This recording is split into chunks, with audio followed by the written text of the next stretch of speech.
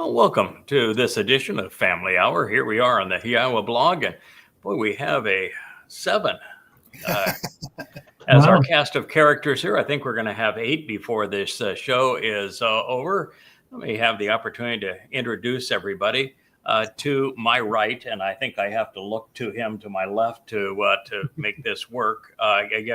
This way, it's hard when you're looking at everything in reverse. But if I look the opposite way over here, that is Rich. He is the keeper of our cables. He is the one that brought that really remarkable show last night on our celebration of Yom Kippurim, where we began outside and then came inside and then went back outside and then had the that lovely fire scene with the fire reflecting in the pool. What a marvelous way to interpret and celebrate Yom Kippur. It was one of my favorite nights ever. Certainly my favorite night and episode of this program. So Rich made all that possible for us. Thank you, Rich. You're welcome. Up in the upper left, that's my good friend JB, James Bowen, and I've been together for probably going on 18, 20 years, and it's been a long time, hasn't it? Yep. JB was one of the first to take up the challenge of translating, and I never forget the process because you were going to do what I couldn't do. You were just going to translate the Torah, and you were going to start in the beginning and just say this is my translation, and I told you, well, if you can do that, then you're a different fellow than I am, because I found that the joy of the whole process was really explaining what you were translating. Because when you're doing it and in the process of it, insights just come to you, and those you can't help but want to share them and explain what it is that we're revealing here. So you quickly went to that mode, and you built a wonderful website to accomplish it and to share it. And then my only friend, I think, that's actually older than I am. That's saying something. Although he looks better than I do. That's the sweet swinging Captain Kirk below JB, our resident artist.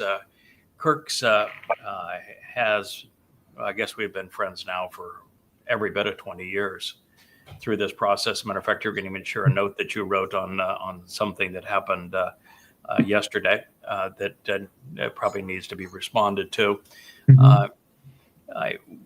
Kirk was somebody that heard me on a radio show long time ago, and said, "Wow, that really makes some sense. That resonates. That's exactly how I thought it ought to be." Has this guy really finally been the first one to figure it all out, so that now I have reason to accept what I've just sensed was true? And you came to the website, began to read the books, did as I had asked you, checked everything.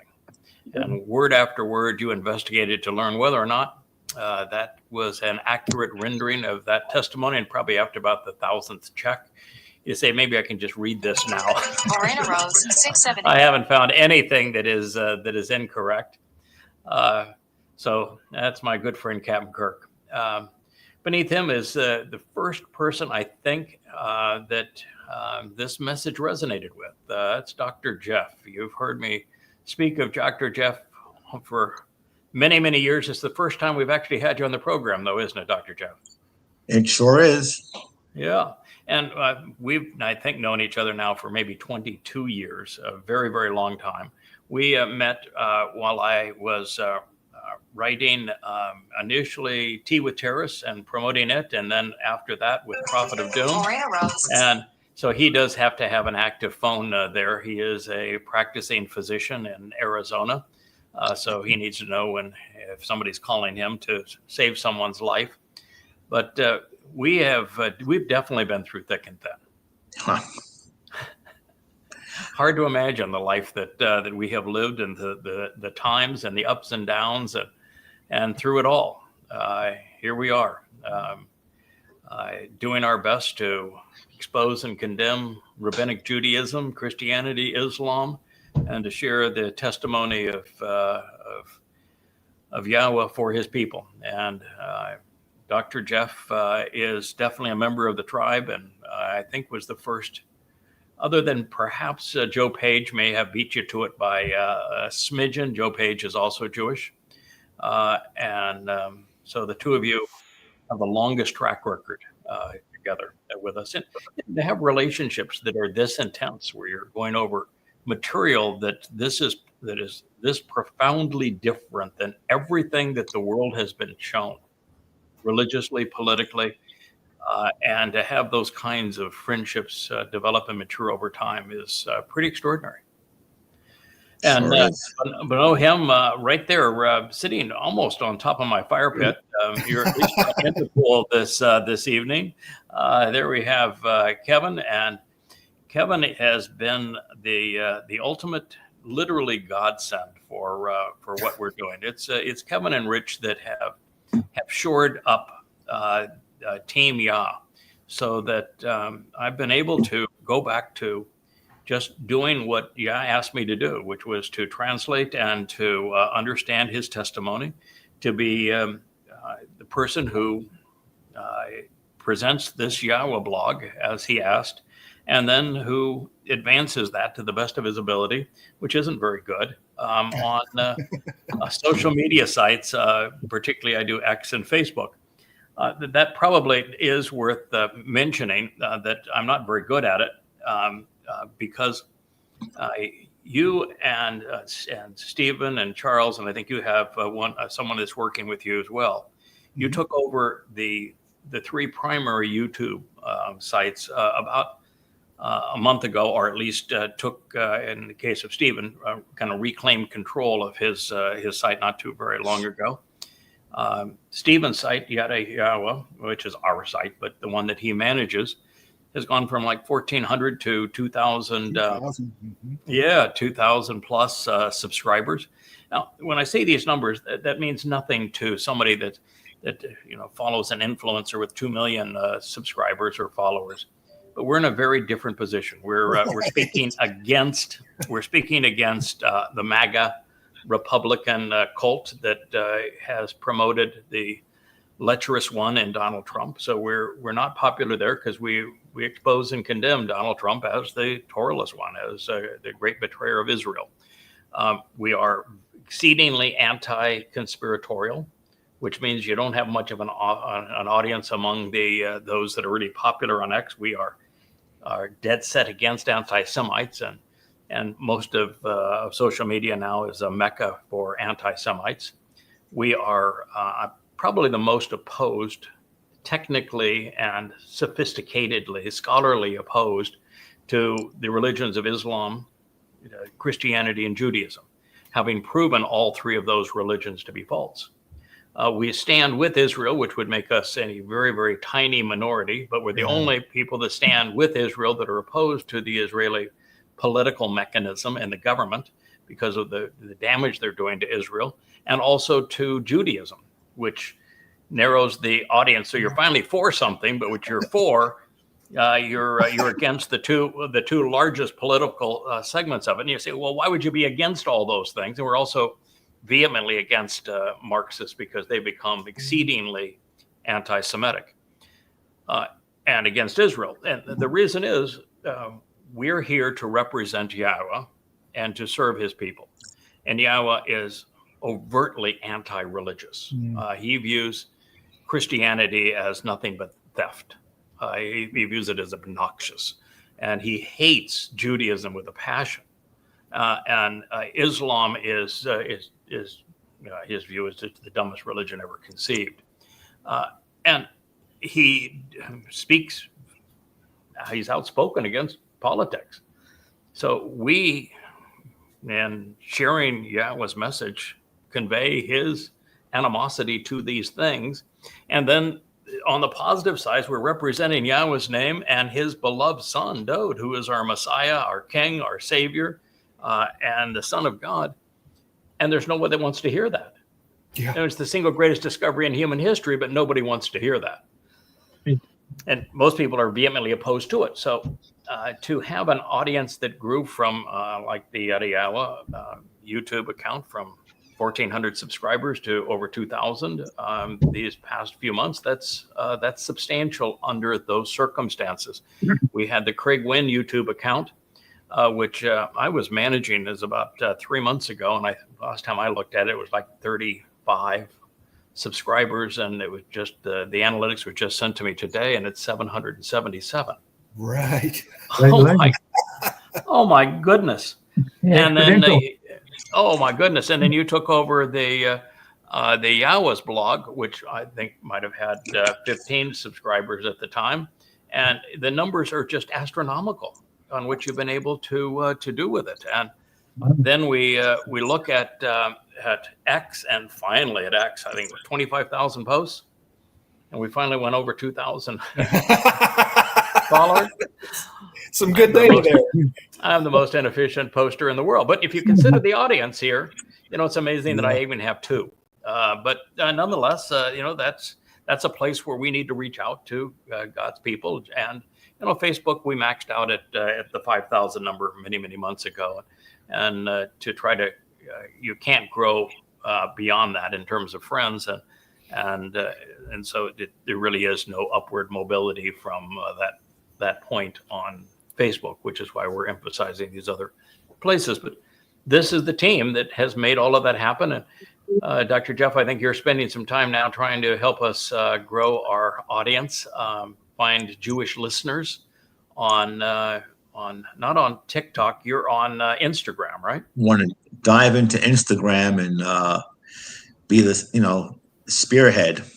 So yeah, and it's a challenge. It's a lot to do, and quite frankly, these undertakings put you in a cesspool of dunderheadedness. You very seldom. I can say very seldom. It's about 10% of the posts are intelligent, rational, interesting, and about 90% of them are not, and about 50% of them are just disgusting. So it's a really an interesting go. We have Wookie right here. He's there's the Wookie putting up his head so that you can see him. Yeah, the Wookie was a partial star yesterday, going and riding in his Wookie mobile. So he decided he wanted to be part of the show again. We'll have Leah here, I'm sure, in a bit. It was actually a pretty tough day for Leah. It's not so much that she was viciously attacked. And this was, in this case, this person had planned this attack against her for many weeks, if not months, probably for months, and was orchestrated by the psychotic mother goddess. And it's one thing to attack her, and she's used to the fact that that's all they do, is they attack her to get to me. But the thing that bugs her the most is that they are trying to find weakness in her to get to me, and that's it takes its toll, particularly on somebody who would like to have a very quiet, anonymous, introverted life, just studying the Torah and sharing it so that we can grow together in it. And so this is not appealing for her, and so she will join us. But she did have a highlight, though, just moments ago. My wife has been a shepherdess for the time that she was in the islands, and she has a lamb here, and the lamb is Hannah. And for the first time, Hannah actually came to visit us here at our house. So Leah was feeding Hannah and enjoying Hannah's company.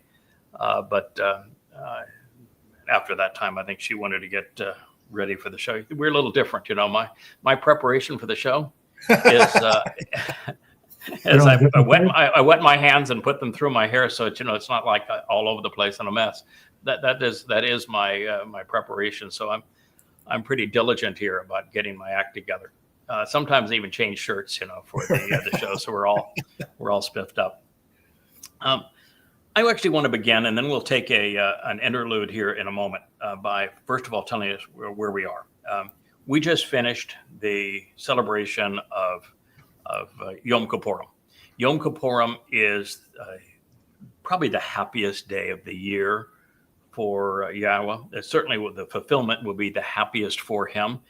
There are days that are more important, and there are days that will be more spectacular. Certainly the most important is when His son Dode fulfilled Pesach, Matzah, and Bikurim in 33 CE. Now, before I leave, his son fulfilled Pesach, Matzah, and Bikurim in 33 CE. The mummy goddess has taken the rabbinical point of view that Dode could not have been. Dode is God's beloved son. He is the Messiah. He is the former and returning king. That taking the rabbinical view that a man cannot have fulfilled Pesach or any sacrifice, therefore the Adamah Parah can't be sacrificed either as a person. And the problem with that is a couple-fold. First of all, it was only a rented Bashar body that is sacrificed on Pesach. Right. And Yeah. what is the difference when you're using Bashar body? Wouldn't you use that same term to speak of the flesh of an animal? Yeah, exactly. So a Bashar is as an animal's body, whether that animal is a dog or a man or a worm. It is a animal's body. It just means body. So you're not sacrificing a human. What makes us human is our soul. Yeah. And the soul was not sacrificed. As a matter of fact, the soul went into matzah, into Sheol the next day on matzah. So it isn't a human sacrifice. It's the sacrifice of a body. Yep. And when you equate that body to humanity, then and make that your excuse, then what you're saying is you are really stupid, that you can't understand what Yahweh is doing here, or you don't have any appreciation for the fact that the only part of any one of us that has any merit at all is our nefesh soul. Yeah. Yeah. That's it. And did he sacrifice his nefesh soul? No. No. He sacrificed his Bashar body, and it was one that was rented for the purpose.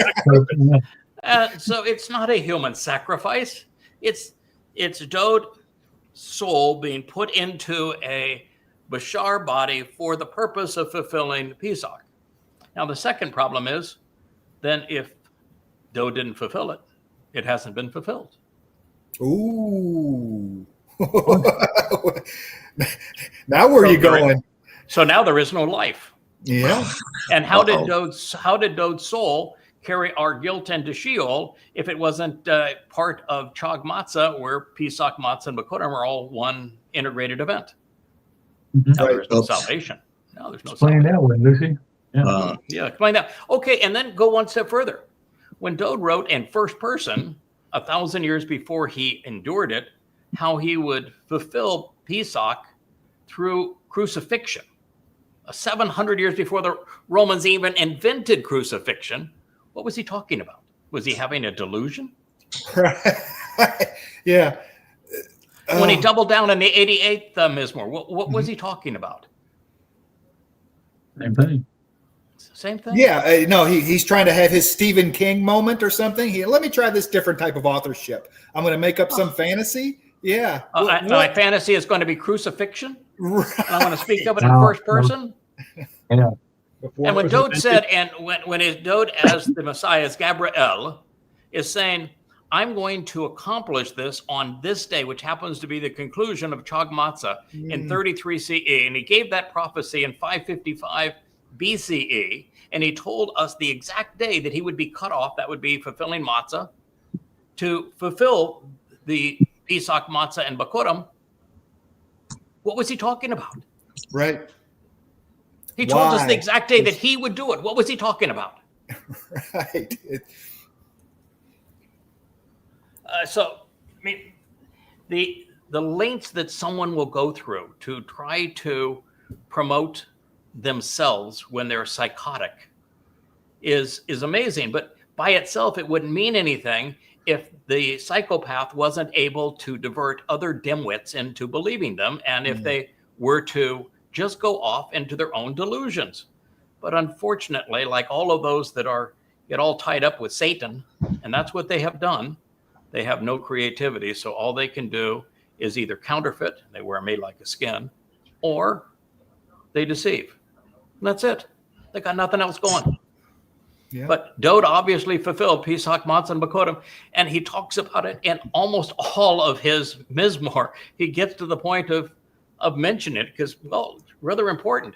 And then if this wasn't the case, who are the greater and lesser luminaries of the fourth day of creation? And why are they signs for these Moedim? Yeah. Yeah, it's not Why about does one counting reflect time. the other's light? Why is Right. Dode constantly talking about this individual who's going to come and resolve the problem of no one knowing who he is and what he did? Made the point. What's amazing is that these individuals who are in rebellion have become anencephalic. They knew, understood, and got the truth to begin with. Then their brain circuits just went dead. It's beyond comprehension. You've just made the case in 5 minutes. It's beyond comprehension that these individuals, and they drag other souls with them, either to be dissipated or into Sheol. It is because listen, if you're deceived, your soul simply ceases to exist. But they're not content to be deceived. They're content to run a racket to try to disrail what Yahweh was trying to accomplish. And that really is stupid. And well, they'll go, for example, because there's a choder, and they're trying to figure out, okay, why in the world would be 7 spirits of Yahweh afforded to the choder? So they're saying, oh no, the choder's just Dode.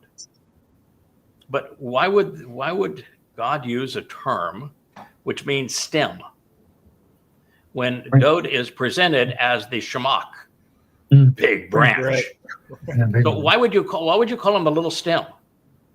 And then why would you say that he is a sucker off of the fallen rootstock of Yisrael when Yisrael was just taking shape? It was just a bud when Dode was in his first of 3 lives. Right.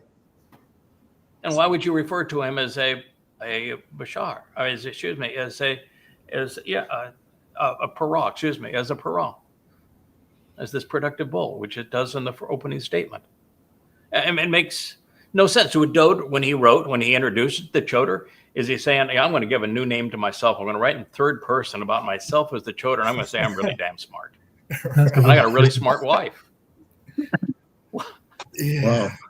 Wow. What are they thinking? I mean, how in the world can you jumble the picture up? So I've spent 24 years framing the picture that Yahweh has presented, so you can look at it from the proper perspective and see the whole story that God has shared with us from beginning to end, with all the pieces into place. And what they're saying, oh, pick this one out, pick this one out, pick this, throw them up in the air. Throw this one out, miscast that one. What in the world are you doing? You know, Craig, now that you put it that way, Yes. they have just diagnosed Dode with a schizoaffective disorder. Well, that's Okay. that's a fancy term. It doesn't sound good. No, it's I don't even know how to spell it's low tobe. It really is low It's tobe. low tobe. Okay. For those that don't know Hebrew, low means not, and tobe means good. Good. This is Basically, not good. he's developed multiple personalities, and you combine that with an affective disorder. So combine somebody who's schizophrenic and who's bipolar and kind of mix them up together. Yes. Okay, not very bright.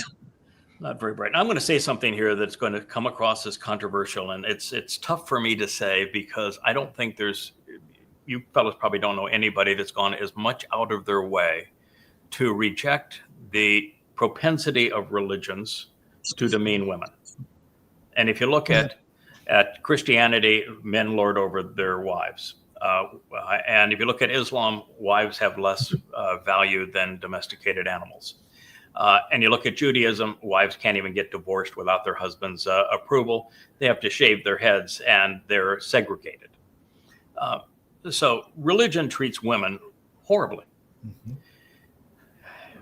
If you look at this cast of characters, these are my friends now and Rich over here. We've got a lot of baldness and grayness. You're the only one that's not got baldness and grayness in the beard there, JB, but we've been together for 20 years. It's coming.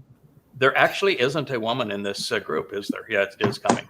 There isn't a woman in this group other than Leah. Now, we do have some women that are really, really effective and steadfast and mature and rational and reasonable who are part of the covenant family. But in terms of this core group right here, it's men. When you look at Yahweh's story, there are a lot of men that he interacted with. Only 3 women that he has a positive story to tell. Yeah. Sarah, Deborah, and Hannah.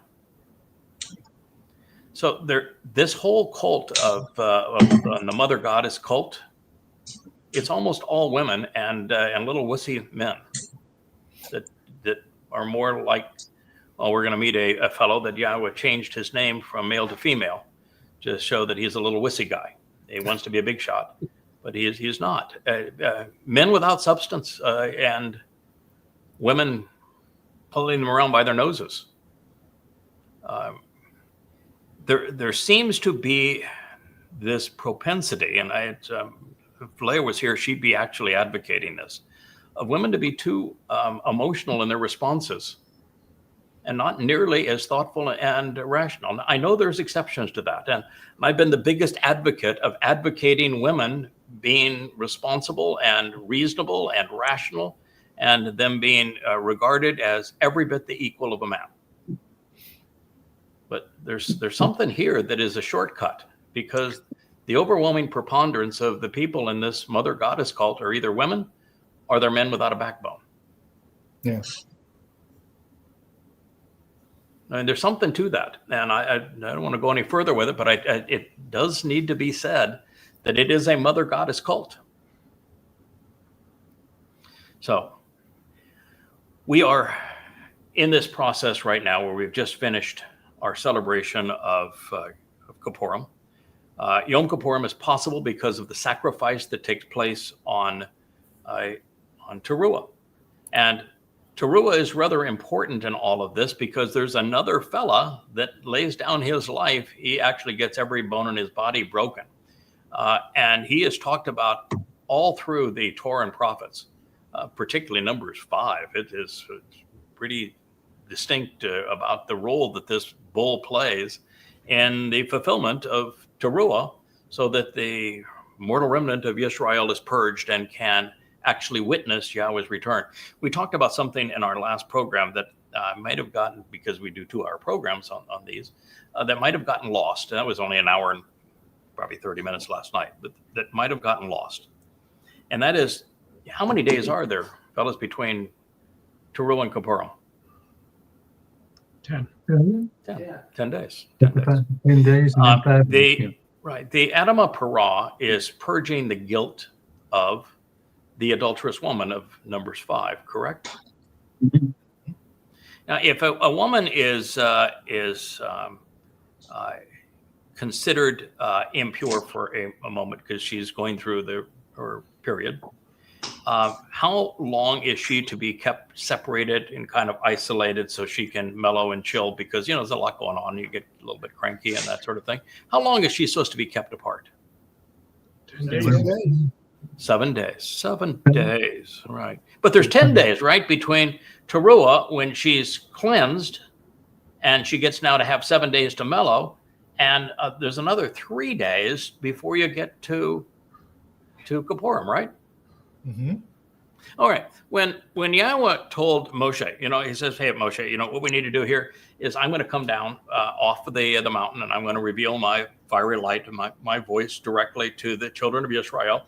And I want you to gather them all together. I want to give you 3 days to get them all cleaned up, all prepared, because I'm going to come down. I don't want them uncomfortable that, we're not wearing the right clothes, or, we're a little dirty. I don't want them feeling uncomfortable. I want to give them 3 days to get as cleaned up and as prepared and as ready as possible for this meeting. Because, it's going to be a little intense. I am God. It's pretty much hard for me to dial my nature down much below this. And I don't want to, overwhelm. I want them prepared. So what if when you add 7 to 3? 10? 10 days. That is the deal, man. That is why they are 10 days apart. And this is what's happening on Yom Kippurim is 8 years from now, 8 years exactly from yesterday, when Yahweh returns this time with Dode. He is not going to dial it down quite as much. As a matter of fact, Dode is going to appear more brilliant than Yahweh did back then 3,450 years ago.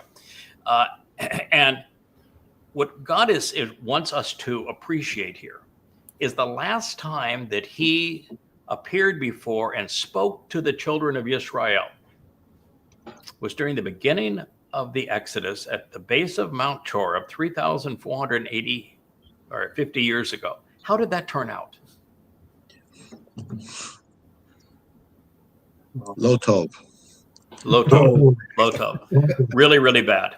They told God to shut up and go away. They never wanted to hear from him or see him again. And God obliged, said, I got no problem with that, man. You guys are really miserable. I'm out of here. From this point on, I'm going to work through fellas. I got some fellas, and I'm going to work through the fellas, and I will never speak to you again until such time. And it's a long time. 3.5 millennia is a really, really long time. They're gonna have one of the fellas going to get your attention again, and you're going to come back to me, and we're going to try this again. But this time, God does not want that same outcome. So that 10 days is going to be really important, isn't it, for how we prepare this mortal remnant of Yisrael, because you don't want another crash and burn like we did the last time. We got no do-overs. All right. Let's get this one right. Yeah. Yeah, got to get this one right. And, that's part of the process. So we are now 4 days away from Sukkah. And we will begin tomorrow talking about the celebration of Sukkah. But just to put things into context, Sukkah speaks of camping out with Yahweh. Now, camping out with God sounds like a pretty cool thing. But camping out in this world, like you look at pictures of Jerusalem and you go, "Ooh, God, that's a really disgusting religious place with a lot of creepy people. Ain't no way God's going to camp out there. That ain't going to happen."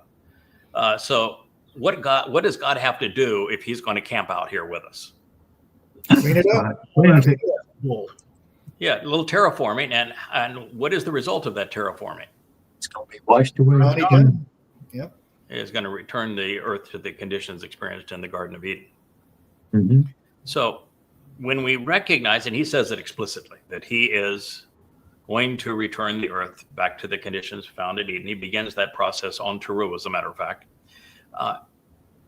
If he's going to take us back to Eden, would it make any sense that we study what happened in Eden 6,000 years ago? A lot. Good idea. I would think so, right? He's taking us back to what we experienced there. So we know a couple of things. One was we're going to experience then, 8 years from now, what they experienced 6,000 years ago, right? So that's clue number one. And number two, we know that God must like that. Mm-hmm. He created it in the first place. He said it was good. It was Tob, no low Tob, just Tob.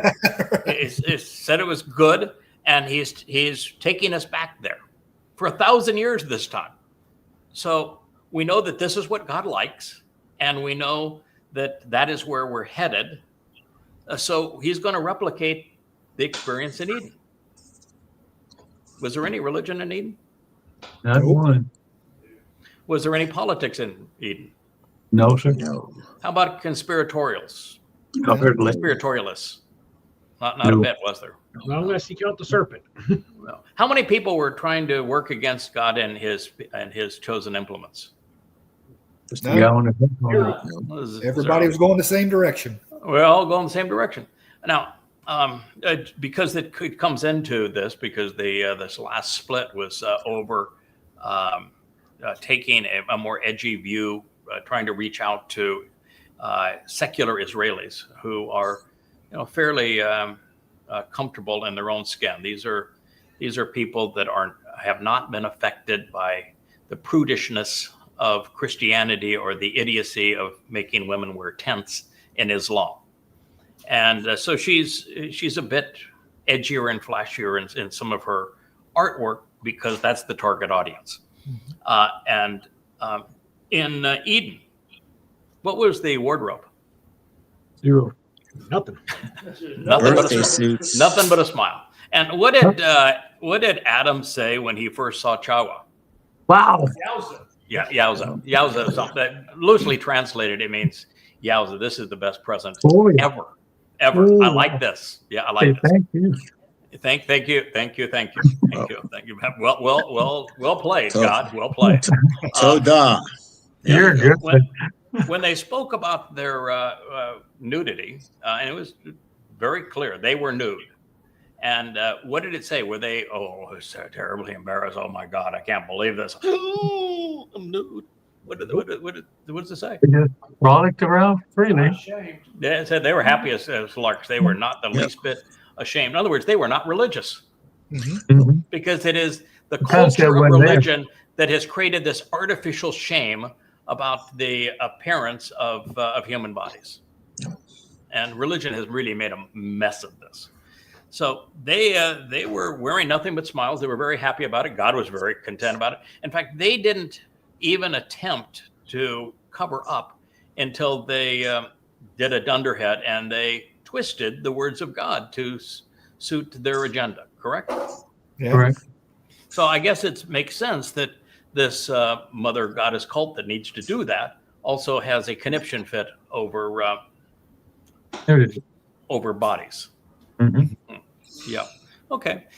So do you think that Adam and Chawa enjoyed one another's company in a romantic way? Seemed to be.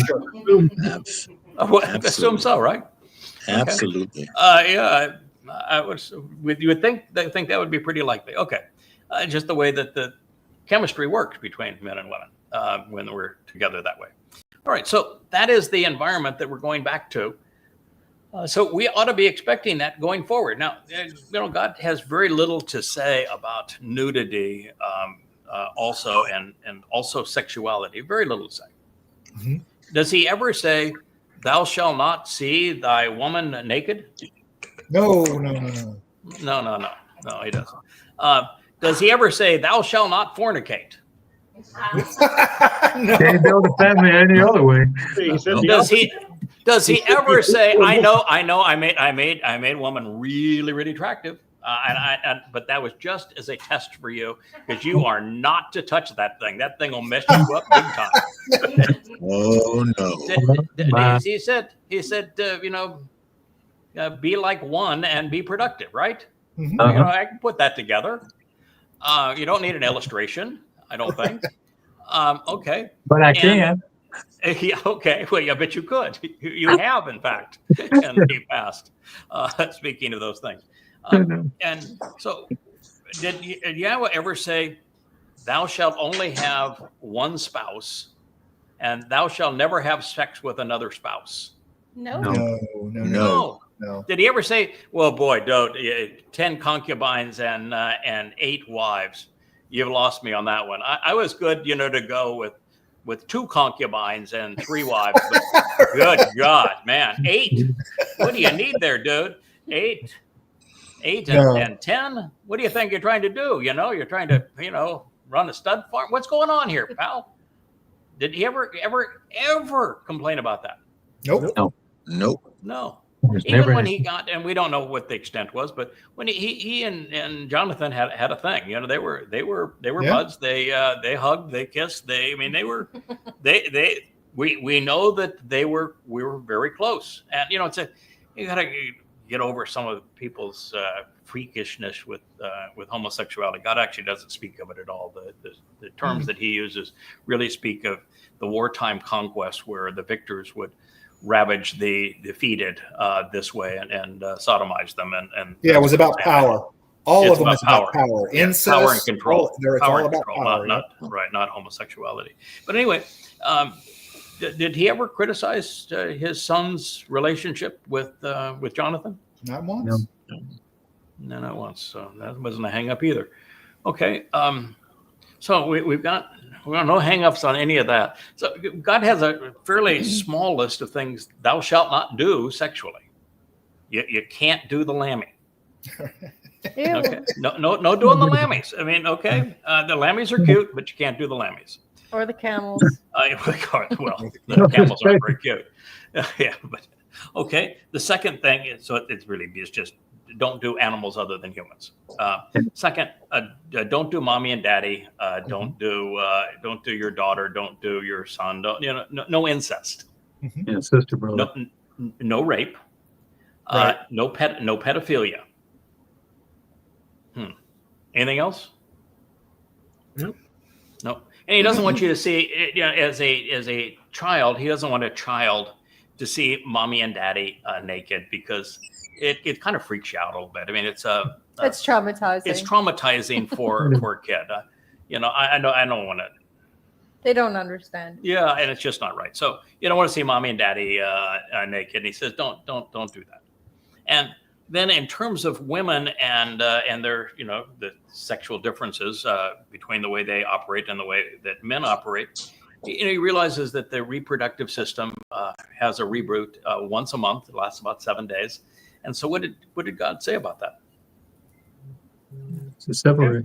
Separate. Yeah, be separate. Put them separate. They're going to be in their own little tent for 7 days. That's for their health and for the health of the relationship, because women have been known to get a little bit cranky during that period. No, hormonal. Hormonal. They get to be hormonal. Okay? They get to be hormonal.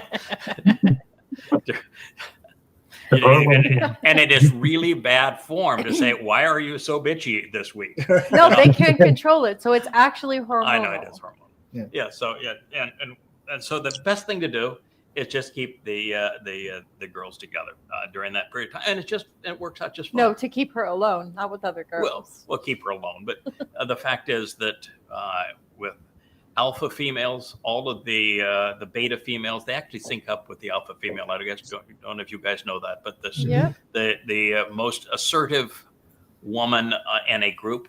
No, not the most assertive. The girl with the most testosterone wins. Okay, well, all right. So she'd be the most assertive anyway. So we're just yes.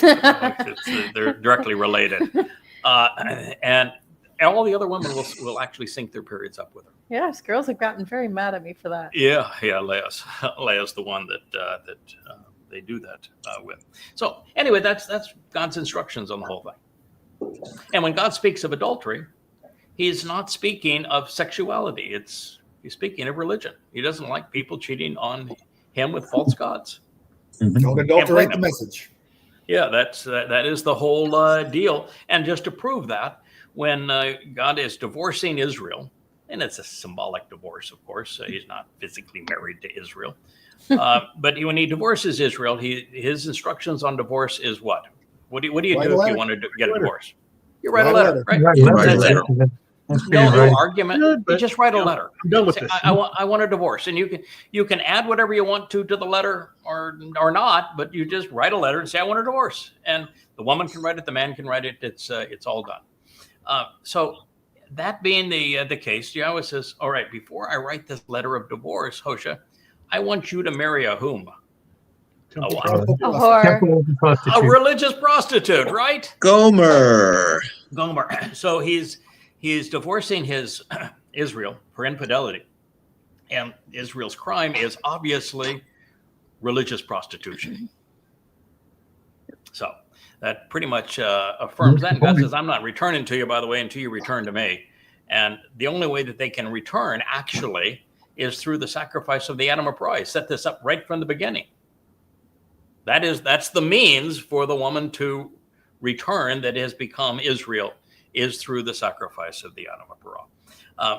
So that all makes everything possible to lead into this marvelous time of camping out with God for 1,000 years of Sukkah. All right, so that's where we are in the timeline and the festival of Yahweh. The only thing that we should add to that is that the rabbis are off by 197 years. We are now only 8 years away from year 6,000 Yah, when Teruah, Kippurim, and Sukkah will be fulfilled. So this is where we are in the whole process. All right. What I wanted to do is begin now with a review that I started writing yesterday and wrote through most of today. And it is a translation of parts of the 6th chapter of Micah, and then the 6th chapter of 2nd Samuel. And the reason I was drawn to that is that we had an incident where Leia is doing what she has chosen to do, which is that she has taken over the responsibility of branding for the Yahweh blog. You know, when you see that really pretty logo that was now covered up because of the fact that you're down there, you're porting over the logo for the Yahweh blog, and we have that spinning menorah, and that one is above Leia. But she's responsible for the look and feel, the brand. There's the Yahweh blog logo and the little signature and everything. She's responsible for this look. This look and feel there is hers, and the headers on all of the sites are her design, and all the new covers on the Yada Yahweh series books, all Leia. So she's brand manager for the books too, and then you look at essentially everything that we're attempting to do as a family, like even the website. That website, although Joe did the execution of it, the look and feel of the website came from Leia. So what she's trying to do is to she And says, Joe's perfectionism. yeah, she is trying Delicious. to take us so that we have the maximum appeal to the eyes of secular Jews. So it's got to be a little bit edgy to work in that environment. And so that's the look that she has created. And Leia and I have come to the conclusion in studying the Torah for all of these years that Yahweh doesn't have an issue with sexuality. You know, No, the religious do. it's the religious that have an issue with sexuality, and Yahweh has an issue with the religious. And it's the religious, if I may, who are obsessed with modesty. Oh, just obsessed. So And they abuse women with it. they take this whole prudishness into modesty, and humility and modesty, and that's their driver. Is they want everyone, even though they're really aggressive on attacking what Yahweh is trying to achieve here, they want to present themselves as modest and humble, Pious, even. and so when Yahweh Better than you. chose a bull, have you ever met a modest or humble bull? Hardly. How about a humble and modest, meek ram? No. Or goats, for that Yeah. matter, goats. Okay. So the three characters that Yahweh has modeled his three guys after, a ram, a bull, and a goat, they're not timid, are they? No. No. So Yahweh obviously has a type. When Yahweh told us that Dode is his type, and he says, my type is not, human type. You guys have your own types. I've got my type. What was the adjective that Yahweh uses regarding Dode more frequently than any other? Gibor. Gabor My is word. the adjective. And does Gabor mean weak, timid, shy? kind More of like a sulking? warrior. What does it mean? Confident, capable man. Great. Confident, capable, courageous, a fighter, Brave, bold, aggressive, strong, bold, assertive. heroic. I mean, it's the antithesis of modest, is it not? Yeah. Yeah. So do you think that God has an issue with his own beloved son, though his chosen one? Hardly. Why would God introduce him constantly and say he's Gabor if Gabor was a bad thing? Right. Right. Yeah, he wouldn't. Okay. Now We know- you look at Moshe. He chose Moshe too. What did Moshe do when he was in Mitzrayim that was so timid and shy? And He risked his life to save someone. yeah, he did. He risked his life to save someone. And then when he first got out in his first encounter being out, what did he do again? Risked his life to save someone. So come back and do it again on a big scale. So we've got Yahweh got a type here. Yeah. Mm-hmm. Did you notice in any place where the prophets, like guys like Yashaya, Yirmiah, is there any place where they're saying, boy, I'm such a meek guy. Why did you choose me? I'm kind of a low life. I don't want to do this. It's scary. No, and it got him into trouble sometimes. They were, Yirmiah ended up in stocks, didn't it? Yeah, so. Yeah, they stir it up, baby. Uh-huh. Okay, I'm beginning to feel like this is an interrogation. I have a question of my own. Yeah. Don't the meat belong to Jesus? Yeah, they do. Meat belongs to Jesus. Hidden So, people. Thank you. yeah, but now that by the way, the term used for meek doesn't mean meek at all. It's from the Ibonim, Mhm. and the Ibonim are really strong, forceful individuals. So Bold, they even capable, got that. They even courageous. got that one wrong. Yeah. So the guy that Very Yahweh wrong. liked so much that he decided, that guy is so good That's at what my he guy. does. I'm bringing it back when it really matters. He can orchestrate this extermination of the religious and political influence in Israel, and he can be the MC of the roasting of the Adamah Parah with the great dignity and sarcasm. Who is that guy? Elia. Elia. Oh yeah. Is there anything modest about Elia? Not so far. No. So Yahweh's got a type. Mhm. Clearly, he's got a type. So all right. So, Elia is about as charming as Avril Lavigne. okay. Who's going to argue with that? I'm not. Oh. By the way, if you see me looking over it this way is that where? No. Yeah, I guess that is where Leia That's is Leia. on my Leia's screen. that way. Okay, so all right. So thank you, Rich. We're not dyslexic anymore. I appreciate you fixing that for me. Otherwise, my wife's going to say, "Why do you turn away from me when I'm talking to you?" I'm not, sweetheart. Okay, so when Leia created this branding, it has a tendency to rub prudish women the wrong way. Like Yeah. Velcro. Well, like Velcro, the two types of it's just far worse than that. More like sandpaper. It just rubs them the wrong way. And I had this problem because there were 3 women in particular that were doing editing for me back in the day, and I was translating Ezekiel, the 2 chapters that are rape scenes, and those chapters are really gross and they are graphic. Very graphic. And the second one, I mean, it is stunningly graphic. And these are young girls that Satan is It's raping. pornographic. And so I translated them accurately. Mm-hmm. And they have, can't do that. You can't do that. Can't talk about that kind of stuff. One of them has You can't print one of that. them has a dildo in it, and it describes a dildo. And no, I can't do that. And it's, Honey, dildos go all the way back to Egypt. of course. Get over it. So What are you, they 5? but they had Get over it. a fit over this stuff. It's like, they hadn't enjoyed a romantic experience in decades. Have an orgasm, ladies. Oh, well, okay, we're not. Well, My advice. might be true, but so anyway, they've had a conniption video, and they all left to be part of the Mother Goddess cult. So I've seen this happen before. So we have this woman who's decides that she's going to test the waters, and guess what? She decided she would be. She would be the master of the word of the day. Word of the day sounds like a good thing, right?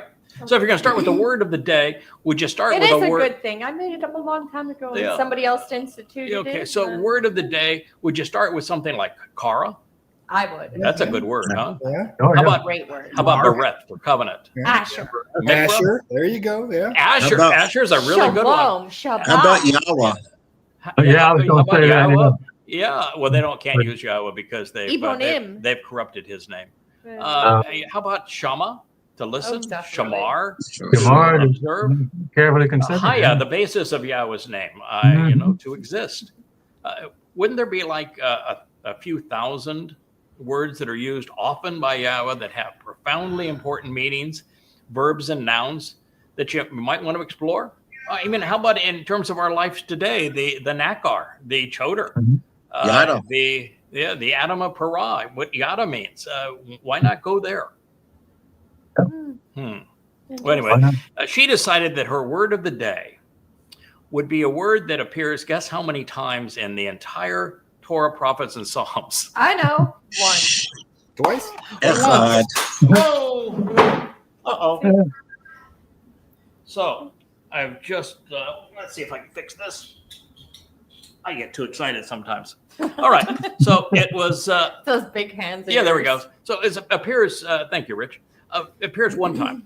That would be a really bad start, wouldn't it? In fact, if you were going to advance understanding and you started with a word that appears one time, might it be assumed that you're agenda driven, that you got an agenda that you want to present through this word?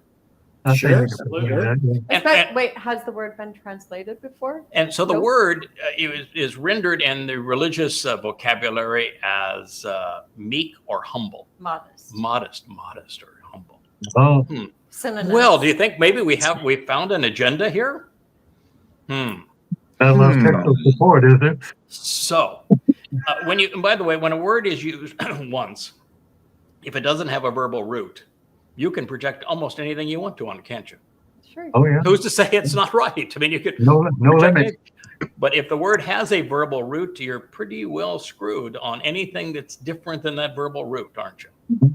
Yes. Oh, yeah. Yep. And No, it if you want to use a meaning that's different from the first time that the word appears in the Torah, that's a little bit of a problem too, isn't it? It's a Yeah, huge this makes a problem. difference. Yeah, okay. No, it's a huge. Yeah. All right, Hard to so justify. this woman presented this thing that says that you got to walk modestly with God, man.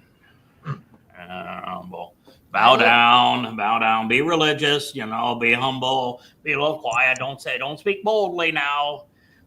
That's the gist. And so this was presented, and Leah's first response was, no. That's not what. No, it's not what Yahweh was asking for. Every example is just the opposite. He's got a type, and that's not his type. Definitely. Definitely. not.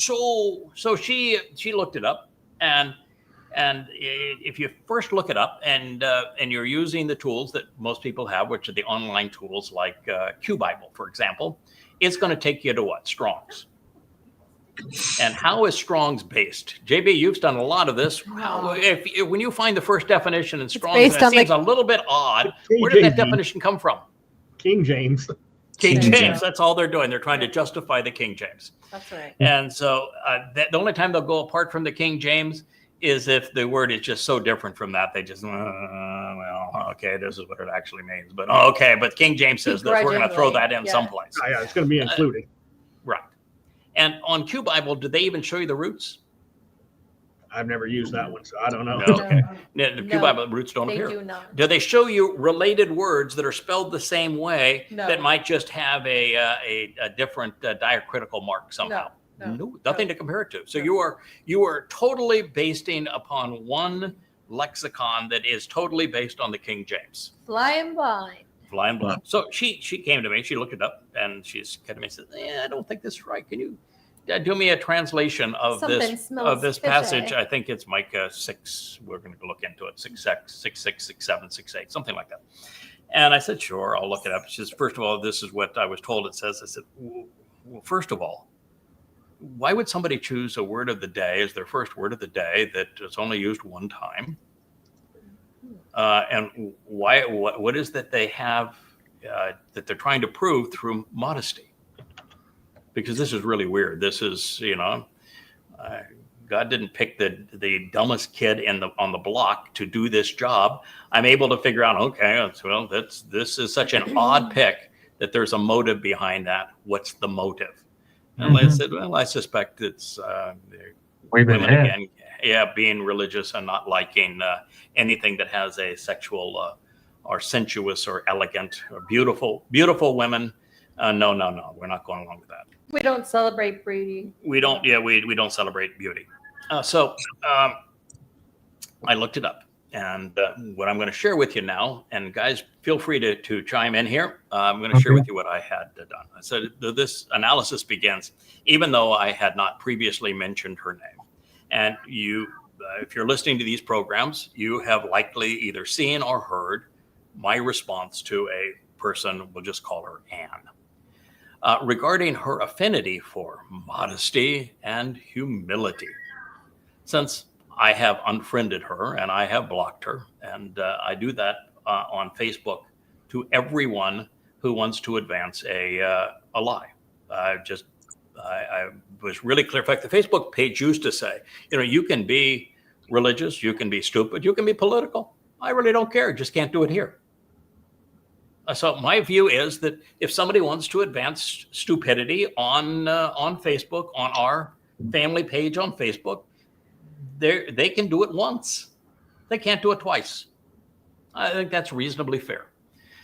If you want to be stupid, just do it on your own turf. Not And if ours. you do it on my page, Oh, yeah. prepare to get carpet bombed. Oh yeah, well they did it also later. So anyway, so I blocked her over her, not over her original word of the day, because I tried to help her on that. I went through it, took all the time, went through with Leah. I said, this is how you can make this a And then teaching I moment. created a video. And so I spent an hour with Leah going through it and showing what it actually means and how you deduce the meaning so that you could teach this person. And I didn't think there would be anything else of it. Oh, she came back. And Wait a minute. I also intervened, made a video about the word of the day, wrote her a one-page letter. Oh, you did? And said, this was a very difficult word. I'm kind of surprised that we did this. And here's what it actually means.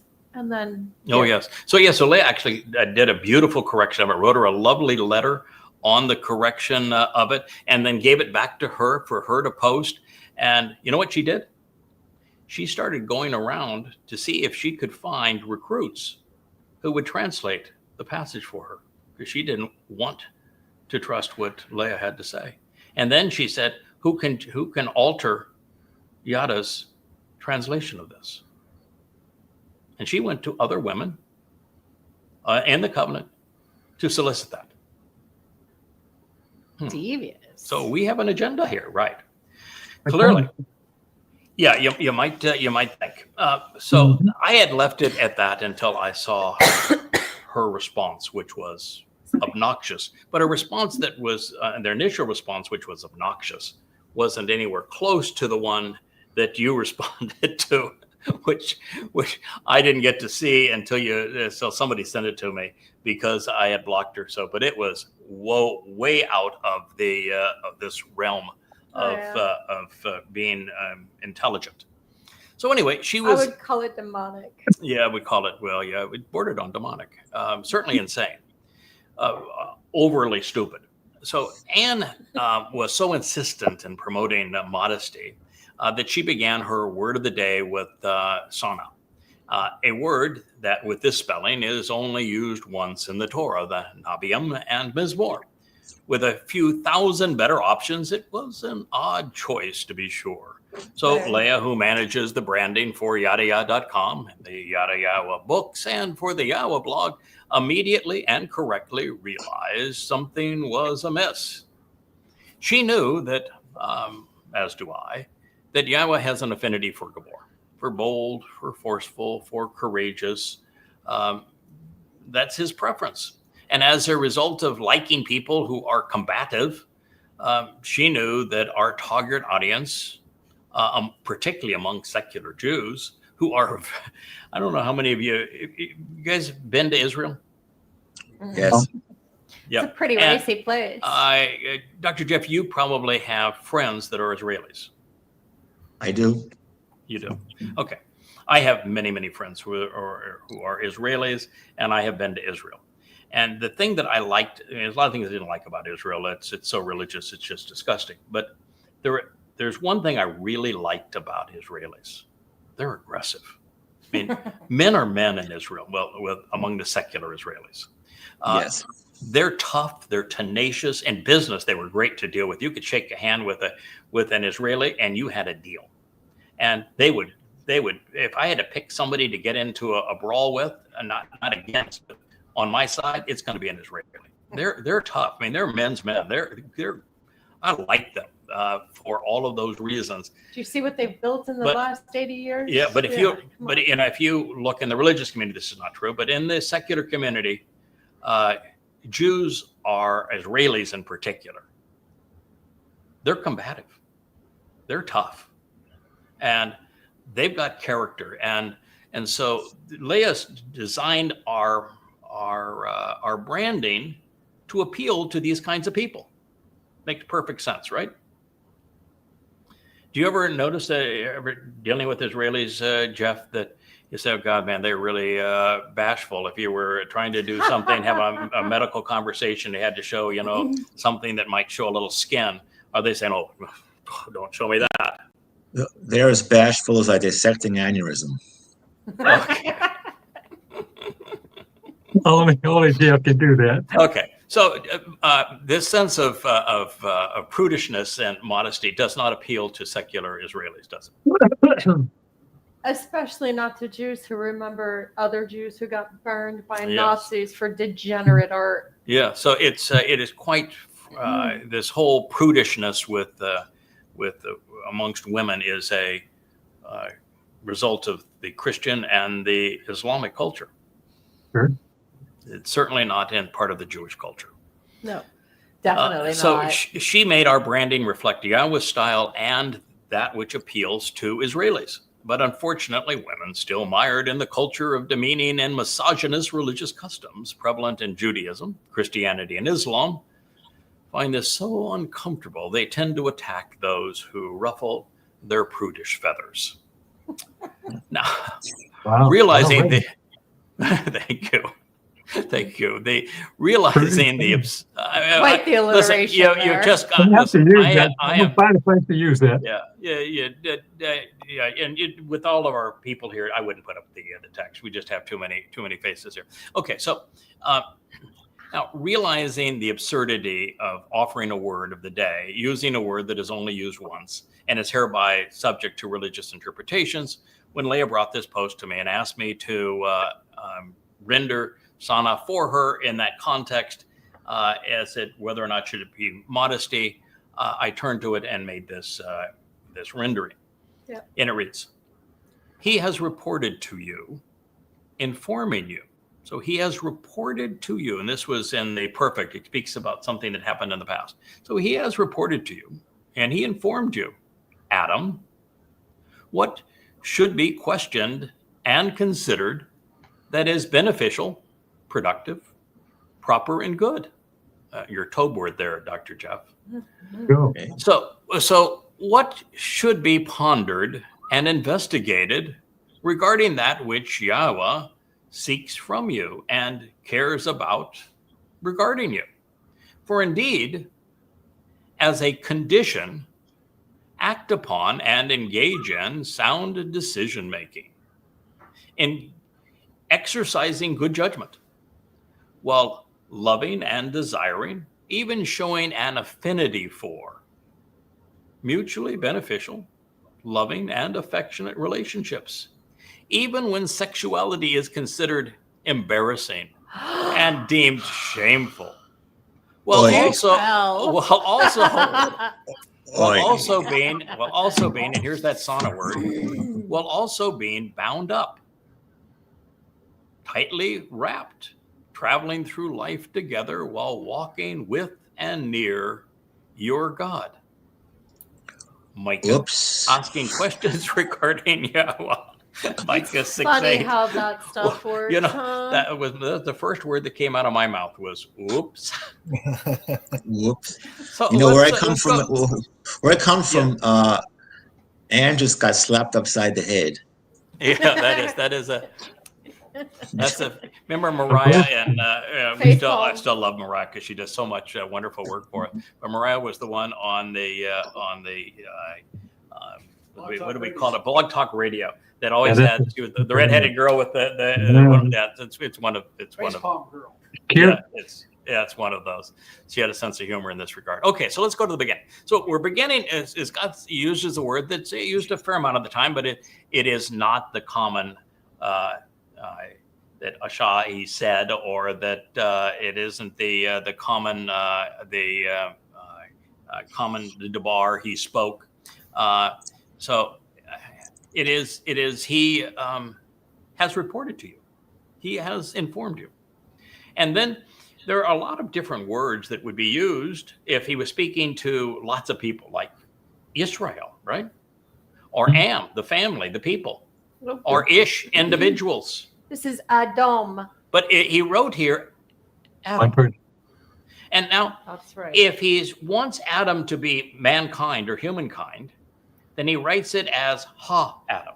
That's right. Mhm. There is no definite article here. No. Oh, So it's a name. Mm. So he has reported to you, informing you, Adam. Where was Adam?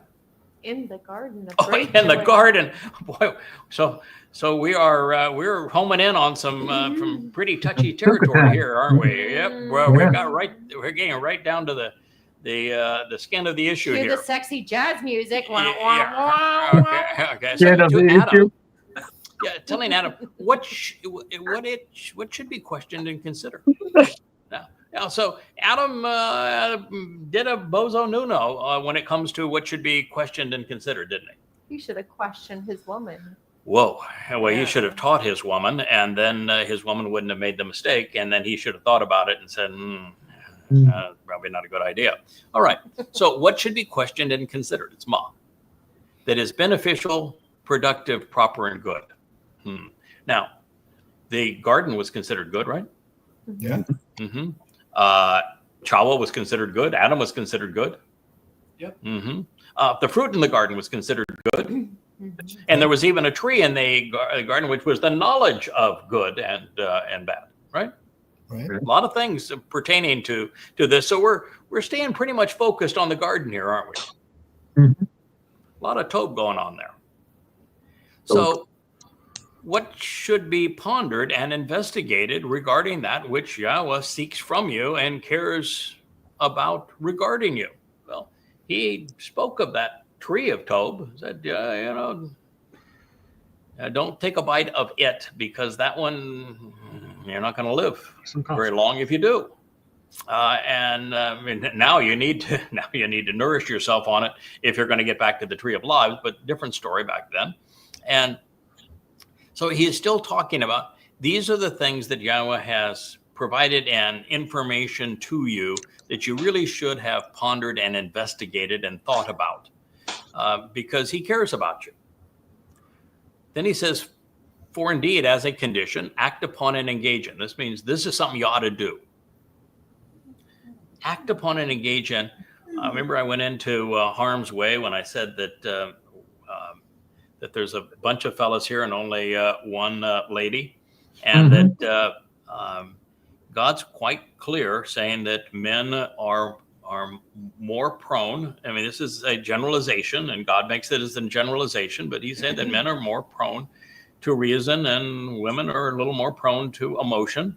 That was a part of the conversation. In fact, on exiting the garden, he described the difference that way. And you can see that from that point on, God has a tendency. There are To work more with there are really men. some stalwart, wonderful women, but they're three. Few and far between. And mostly men. So if you want to be included as a woman here in this group, the first thing you need to do is start exercising good judgment. Yeah, here's something I learned very, very late in my walk with Yah, is that I used to really think that women hated me. I don't think they hate me. It doesn't matter the sex. It's they despise logic and reason. They're not as comfortable with it. No. And if you're a particularly judgmental individual, that makes them really uncomfortable. So the very first thing that God says is, you want to understand what's important for you. The thing that you really ought to do is you ought to engage in sound decision making and exercise good judgment. Now that's what's happening, not what's happening in that cult, because as we said, we just mocked them at the beginning of the program. Everything they claim is so easily disproved. It's like talking about the Christian New Testament of the Quran. You can. Here's my book on and I have 5 of these on the Christian New Testament. And what you find is that you can disprove it 5,000 times. And on the Quran, you can disprove it 10,000 times. So just not thinking it through. So, for indeed, as a condition, engage in sound decision-making, exercising good judgment. Now this is interesting. This is ahaba, which is the feminine version of ahab. Ahab is to love. Ahaba would be the feminine interpretation of that. So you need to be able to be reasonable as a woman you're now expressing your desires which you are showing an affinity for or loving. So sound decision making, exercising good judgment while loving and desiring, even showing an affinity for. Now the word is chesed. Now we are accustomed to rendering chesed as mercy, as love, as affectionate relationships, as favoritism, of these kinds of things, of just a mutually beneficial, loving and affectionate relationship, right? And we do it all the time. You know, that's actually not the primary definition of chesed. No, it's not. No, primary definition of chesed, because of the undertone of loving and affectionate relationships, is the realization that affectionate and loving relationships that have a sexual component to them, a sensual component to them, have a tendency to irritate the religious and political and societal people that are influenced by their society. And so it speaks of a stigma that is associated with sexuality. Imagine that. Imagine that. So talk about a word that is perfectly suited for this particular situation. I mean, perfectly suited for it. So it says showing an affinity for mutually beneficial, loving and affectionate relationships, even when sexuality is considered embarrassing and deemed shameful. Mm-hmm. It's like God said, I've got just the perfect way to weave this in to an answer that says, uh-oh, while also being, now this is I tried to tell her. This is shana. This is being bound up. This is being tightly wrapped, traveling through life while walking with and near your God. Now, when God says, you know, when we are transformed, we had the fire last night.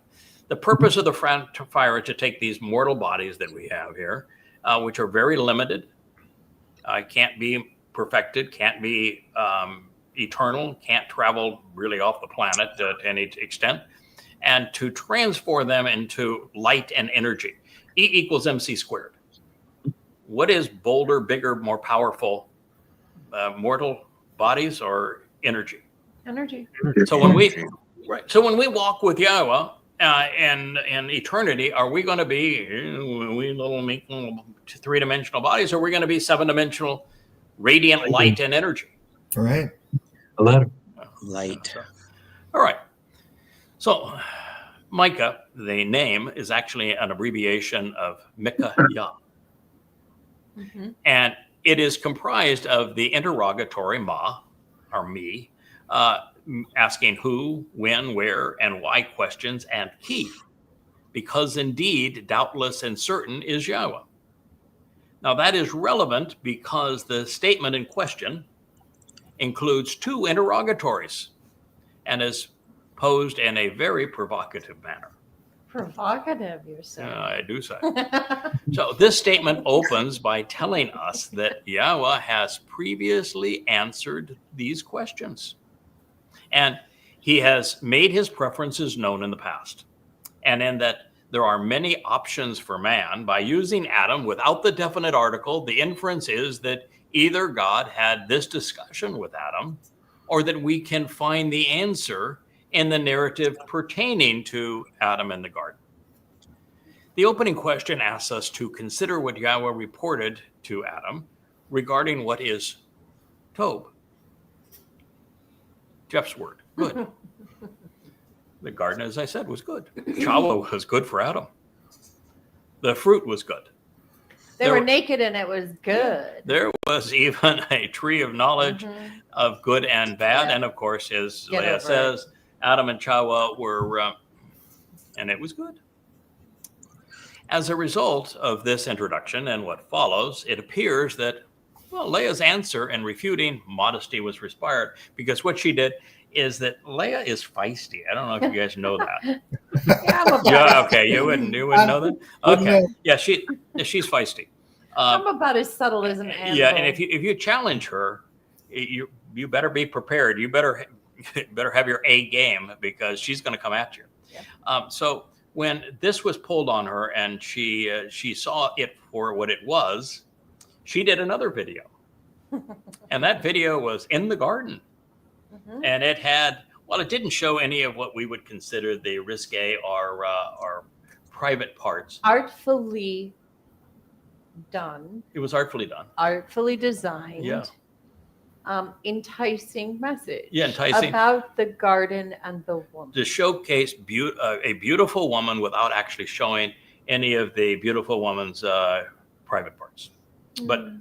certainly doing so in a way that you would say that's beautiful. It's tasteful. She's tasteful. It's She's attractive. Tasteful, So- tasteful elegance. If you're a Nazi, it's degenerate art. Yeah. Now the reason she did that is that she came to my office after it had failed, and she got the pushback after trying to get Shauna translated correctly, and she said, I think they really just modesty have a problem with nudity. They have a problem with the beauty of a woman, with any kind of sensuality.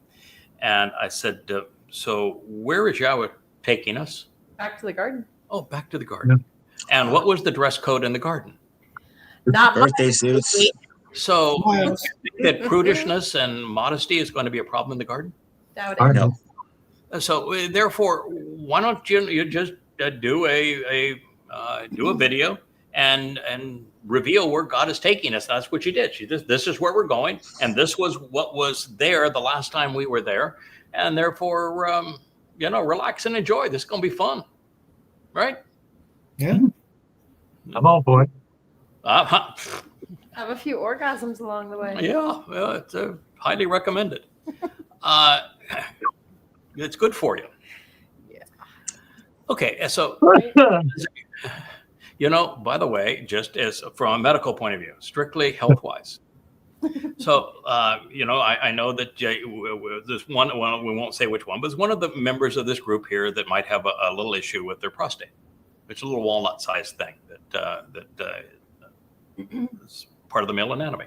And about the vast majority of men, when they pass 50 and they get into their 60s and even their 70s, I think it's like 75% of men, once they get to be 70, have this issue with this little walnut. And come to find out that on my YouTube feed, on YouTube feed, whatever you watch, you get to see more of. And so, I get lots of stuff. algorithm. I get lots of stuff on the technical goings on in the Ukraine war and how we got to this place. I get lots on what's wrong with Trump's deranged mind. The subjects that I'm sort of interested in, and there's a lot of things too on astronomy that I find interesting. So I get a lot of these feeds, and just every once in a while, just as the oddest thing shows up. And the oddest thing was this doctor who was talking about prostate help on men that are in their 60s and 70s, and so I said, she's probably given to me for a reason. Let's watch the daggone thing. And it was only like 5 minutes. And there's 3 things that says that you got to do if you want to have a healthy prostate. Oh, I know the number one. Well, number 1 is actually drink water in the morning. Okay, then I know number 2. Okay, no, number 2 is after you have a meal. Hold your horses after a meal. 10 minutes of exercise. Number 3? Number 3 was number 3, Sex. sweetheart. Yes, sir. Have sex. Regular. I will tell you the regular. first thing after I watched that thing, I tapped Olay on the shoulder and said, I've got great news. We can practice good health. Yeah, I showed up and it says you were here for a prostate check. Yeah. Yeah, I hope it's me.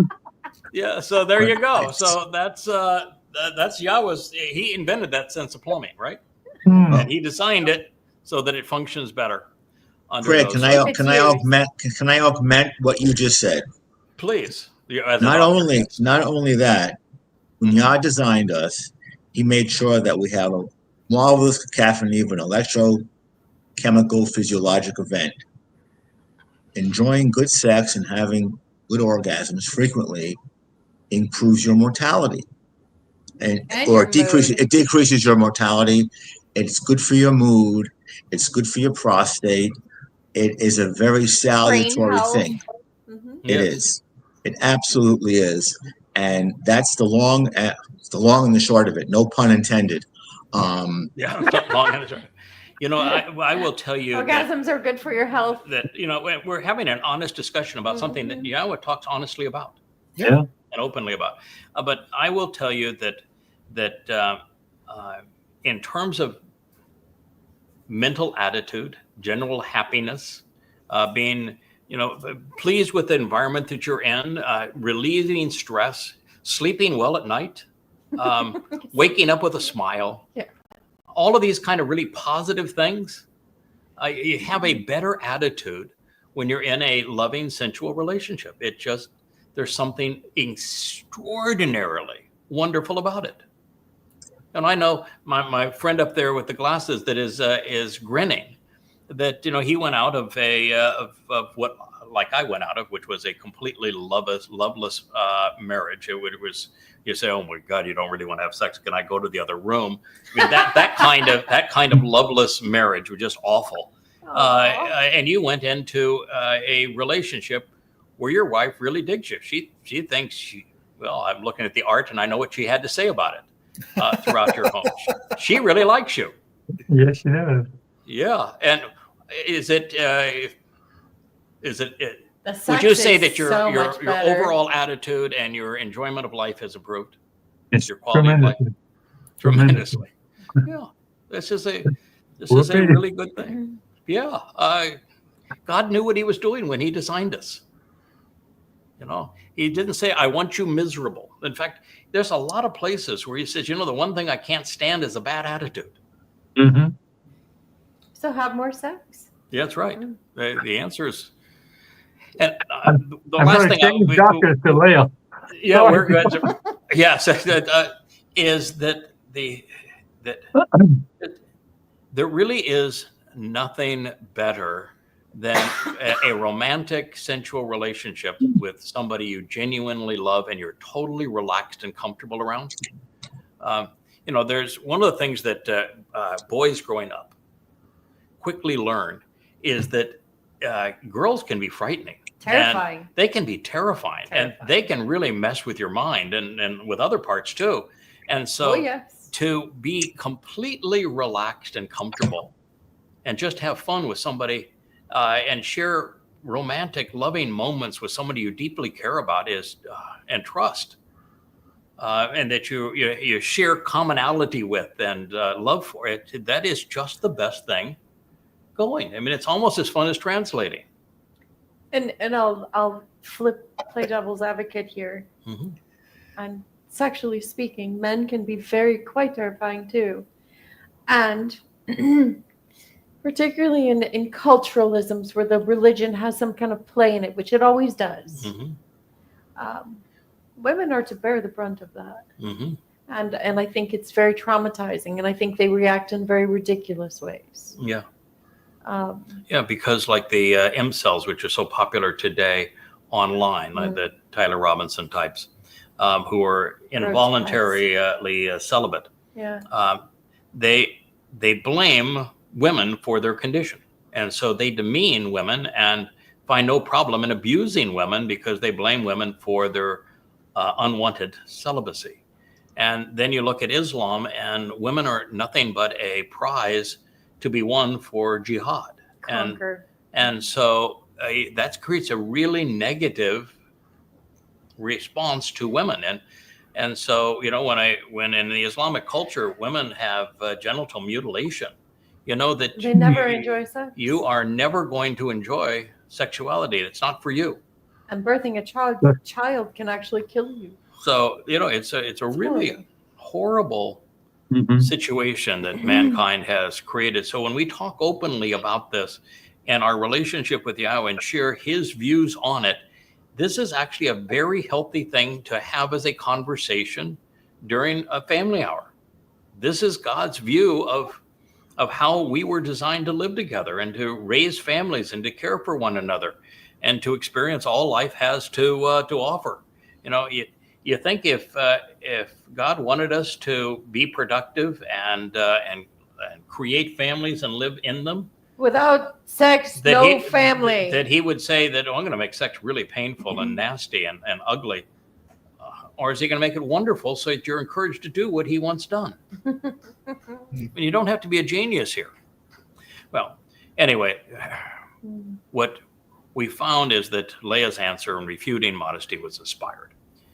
We can turn to the garden to determine Yahweh's preference. This has been something that I have reiterated now for 24 years, because I realized that the story of Eden was told for this particular purpose. And we need to understand it, because this is where we're returning. God's taking us back to Gan Eden. And this is going to happen exactly 8 years from now on Sukkah, so we better be prepared. And if you don't like the conditions in Eden, you don't want to spend 1,000 years. Don't come. Yeah, like that. So if your prudish behavior says, oh, I don't want to be exposed, no, then you're just going to be miserable for the rest of us. Don't. You're just sign yourself out of it. Huh? So Yep. For the rest of us, we're going to enjoy what God has in store for us. I don't have a problem being naked. Do you? No. Okay. Oh, it's obvious. Past is prologue, and the prologue is for the future. Yes. Yeah, God is the greatest storyteller ever. And Definitely. he began the story by telling us what he thinks is wonderful and the environment that he created us to enjoy. And then he says, oh, by the way, I'm taking you back to it. Might I also say something about Craig, you and Leah, that I've noticed, and I've discussed this with Leah herself. And Yah knows what he's doing when he basically had his arranged marriage. Mm-hmm. And Leah is of the rare species that she has an AB. What is an AB? She has an androgen brain. She has more testicular fortitude than the majority of women and many men. And for one, I don't think that's unintentional, and why you and Leah are together.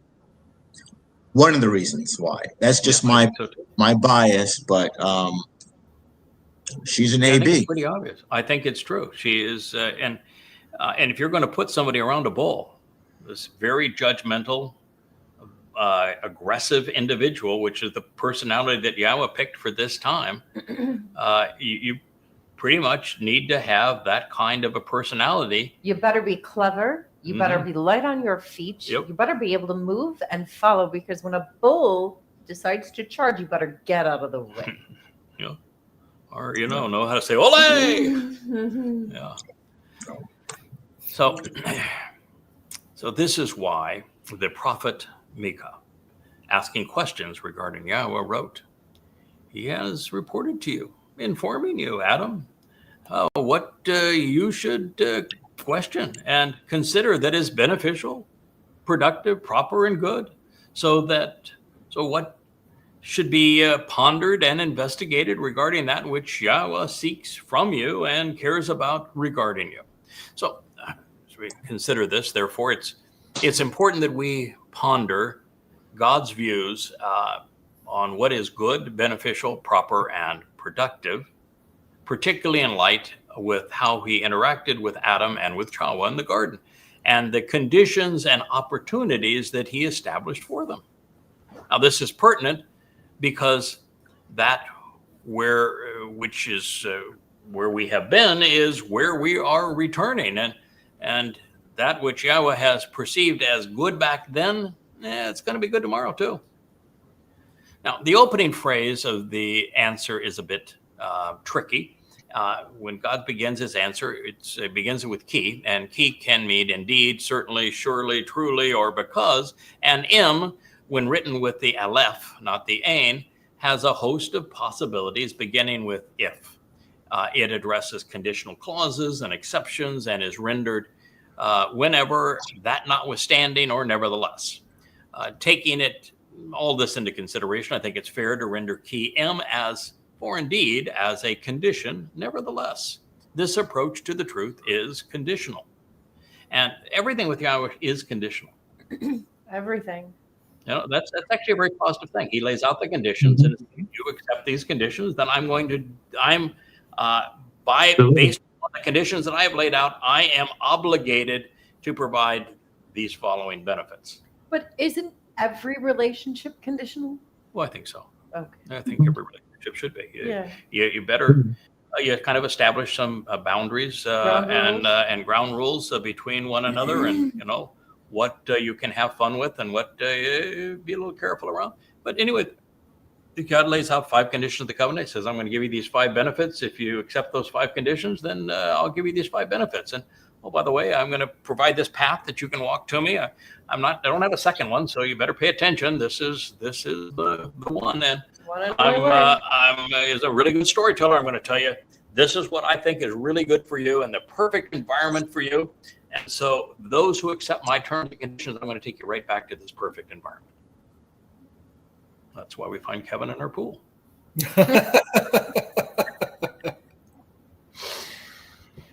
So the whole thing is based on the experience, Adam's experience in Eden. So Yahweh is encouraging us to mishpat, to think rationally and judgmentally about what is tov, productive and beneficial. If we want God to see us as being tov, useful, appropriate, and pleasing, our actions and responses should be conditioned by exercising good judgment. So he's actually done something here that I think is marvelous when you consider that Abaha conveys love from a feminine, a feminine perspective, and Mishpat describes kind of that masculine nature of being judgmental. Mm-hmm. Okay. So can I exercise that right? Mm-hmm. Right Which one now? do you do, the Abaha or? No, to judge correctly. Okay. Without sex, sensuality, and a love and loving couple, there's no family. Right. Not a good one. It's there you go. Yeah, it's not one that will stay together. Not one that so grow up. That isn't going to be immediately fractured. As a matter of fact, we're going to in future programs as we get further through the story of 2 Samuel 6. Oh yeah. We're going to find out what a bitchy wife, serious prudish issues, and does not like a frolicking husband. We're going to find out what she has to say about Dode when the Ark of the Covenant is coming in to town, and Dode goes from wearing the priestly outfit and stripping to wearing nothing but a smile. And we're going to get a chance to see what she says to runs Dode. in the blood, doesn't it? Yeah. So anyway, the fun thing about this, and it's going to ultimately where we're going to go. So I'm going to let this cat out of the bag because it's just hilarious. So Micah is the wife that came by way of King Saul. Yeah, and so she is saying, you are just lowly and little. The way that you're parading around here and dancing and showing yourself off and the all together, showing yourself off like that. All indecent. You are just nothing but lowly and little. And you know what his response was? I'll show you how little I am. He says, so you're speaking of me as lowly and little and the way that I'm parading around in front of the concubines. Mm-hmm. So what I'm going to do is I'm going to interact with those concubines. And I'm going to tell you, they're going to see me as kabod. You know what kabod means? Meaty, beefy, big, substantial. Distinguished. And that was Toad's response. How's that for prudish? So how's that for refuting prudish? Yeah. And oh, by the way, just to show that God's got a sense of humor and said, that's my boy. That's my boy. You know what God's response was? And Micah from that day forward had her womb closed and she would never have a child. Oh. So it seems like Yahweh liked the sense of humor. I thought it was a wonderful answer, by the way. I thought it was really, very funny. But there we go. So our king, talking about the size of his schlong. Our king has. You have seen the Hebrew Nationals, yes, haven't you? Yes. Our king has a sense of humor, and our God loves his sense of humor. And oh, by the way, it ain't prudish. And it's a lot like Leia's. Yeah, you can't twist that to prudish. Nope. Now the beauty of this story, all the way through, is that God is enjoyable to be around. He created us. Not a prude. He created us to be happy. He has a very pleasant, enjoyable disposition. He likes sarcasm.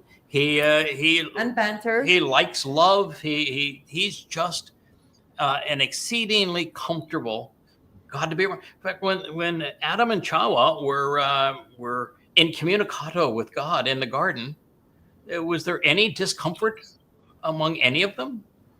No. It's only when the Jews got to be religious that they, stay away from me. We don't want to see you anymore. No, so it's something to think about. So in this case, we're encouraged to discern and deduce why it is appropriate to show an an affinity for, desiring, and loving chesed. And while the secondary connotation of chesed is loving, devoted, and affectionate relationships with mutual benefits, which is Ours has mutual benefits. which is good by itself. Yeah, it's that's the beauty, and we keep on talking about this. But Dr. Jeff, you are correct, and I know, Kevin, you have noticed this, and Rich, you see it regularly. You live here, and you've come to visit us before, Kirk. We really have a great relationship. I mean, we are mentally stimulating together. We share the same passion. We love the same things in life. We are really, really compatible as a couple, but we are, loving in the I'm brave enough to play with the complete sense of that word. And so we get to live the very ideal that Yahweh established for us, which is, I think, why he arranged this marriage. I have a question. Yeah. Why would Yahweh, he's a very clever, intelligent architect of life, create two individuals that are attracted to each other and then punish them for what he created? No, that's religion. Yeah. So you have to corrupt it. As I've said, that's the primary. That actually is the secondary definition of chesed. But if you look in the lexicons, there is a primary definition, and you have to look beyond Strong's, because Strong's doesn't typically do primary and secondary. It's kind of just in the interwoven all together. But if you look at the best of the lexicons, and when you were doing all of your translations, James, you and I both settled on the fact that there's one lexicon that's just vastly superior to all the others in terms of the information it provides, and it very clearly has the word once, and then the word the second time, and the word the first time actually says the following. It says that chesed is sexuality which is seen as embarrassing by religious cultures. That is the primary definition of the world. It talks about the shame associated with sexuality. Is that the theological word book, which I call the twat? No, it's not that one. Although that one is exceedingly helpful in what we're going to do here in a moment, which is to describe the word of the day, because it presents, that's one of the beauties of it, it presents all cognates of the word and shows every place that word is used, including all cognates of the word. So it really provides an excellent tool if you're going to refine your translations. And one of the things I did to tell you, JB, it's a long time ago, 20 years ago now, and also Kirk, when you were beginning your glossary, is that the most important thing, and I wrote this in the first volume of An Introduction to God, if you're going to challenge these translations, which I would encourage you to do, never do it with a single lexicon. Oh God, no. No. You have to have multiples of them, and you have to look at all the words, regardless of their diacritical markings, that are written similarly, and you have to study the actionable root of the word, and you need to have at least 5 to 10 of these things available for you if you're going to be serious about it. Would you agree that makes sense? Oh yeah, Absolutely. 100%. Yeah. You're making otherwise, you're making a brilliant point that, logic dictates that when you predicate something on a false premise, everything thereafter is going to be false. So if you're just relying on Strong's and King James, you're lost before you begin. You're lost before you begin. Yeah, you're building your house on a faulty foundation. Absolutely. And when you're talking about the words that God inspired, that's a really bad idea. That was the whole purpose of the Amplified Translation, to show all the various connotations that fit that particular sentence or phrase, and allow God to share all of them. And then we can talk about what are the ones that make the most sense and which ones don't fit that particular context. It's the teaching mechanism behind the Amplified Translation that we've done. Now, of course, now this is to suggest that Adam and Chava enjoyed one another's company sexually. They were naked, they were unashamed, unlike the religious who are so hung up on modesty that they condemn opening up to the joy of loving sensuality. Stated another way, Leah was right. Now, Yahweh designed us to arouse sexuality in loving and affectionate, mutually beneficial relationships. Just said, nakedness and sex are good, not bad.